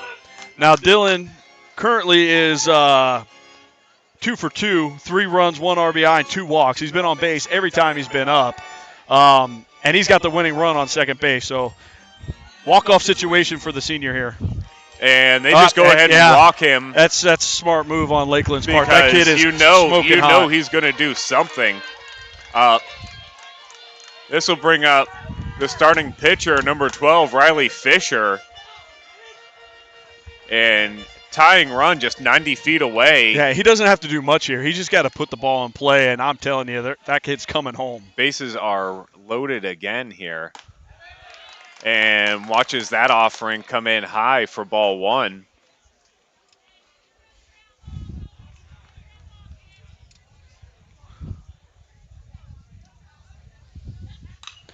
That ball sent sky high in the air. They got a play on it. Oh, Hernandez cannot haul it in. Kind of bounced off his glove there. That was tough. With the wind swirling in there, I mean, great effort by Sammy Hernandez. Don't take anything away from him there. That is tough. But gives the senior another shot at the plate. So 1-1's the count here after that foul ball. And let's see if that comes back to bite Lakeland here. Give this number 2 hitter another chance. And that one just misses. Not by much, Derek. Not by much. That broke down into the zone, and that must have been, a little inside, if anything. To have been. Yeah. 2 balls, 1 strike here, 1 out, bases loaded, 2 in already. We got a 10-9 ball game here in the bottom of the 7th. Really patient here by Fisher. not willing to expand the zone, gets himself into the hitter's count.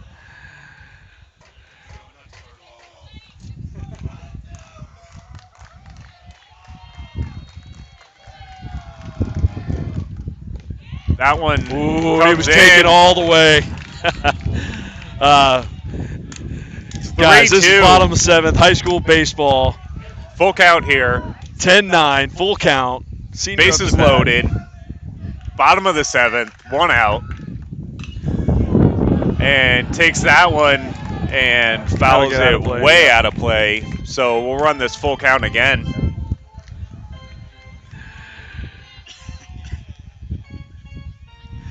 And you can expect this action to continue next week in the district playoffs. This has been a fantastic ball game all around. I'm having a great time calling. I hope you guys are having fun at home watching. Oh, there we go. Tie ball game. The tying tie ball game.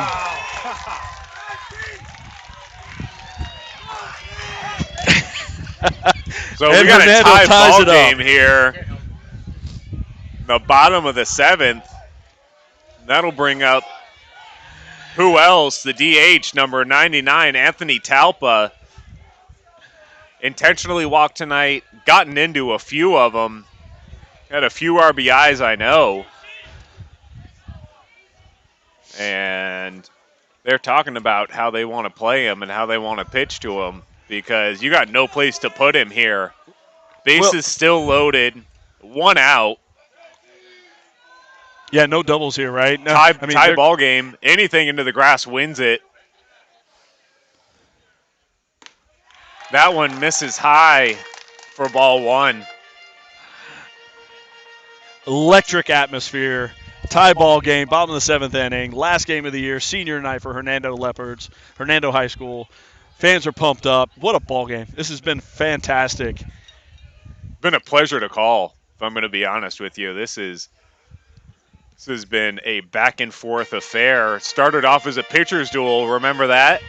Seems like a lifetime ago. It does. Now we're looking at a 10-10 score here. At 10-10. At 10-10 at night. See if it turns 10-11 and the score continues. There it is. That ball shot out into left field. That'll get down. And we've got a ball game. Hernando walks it off, 10-11.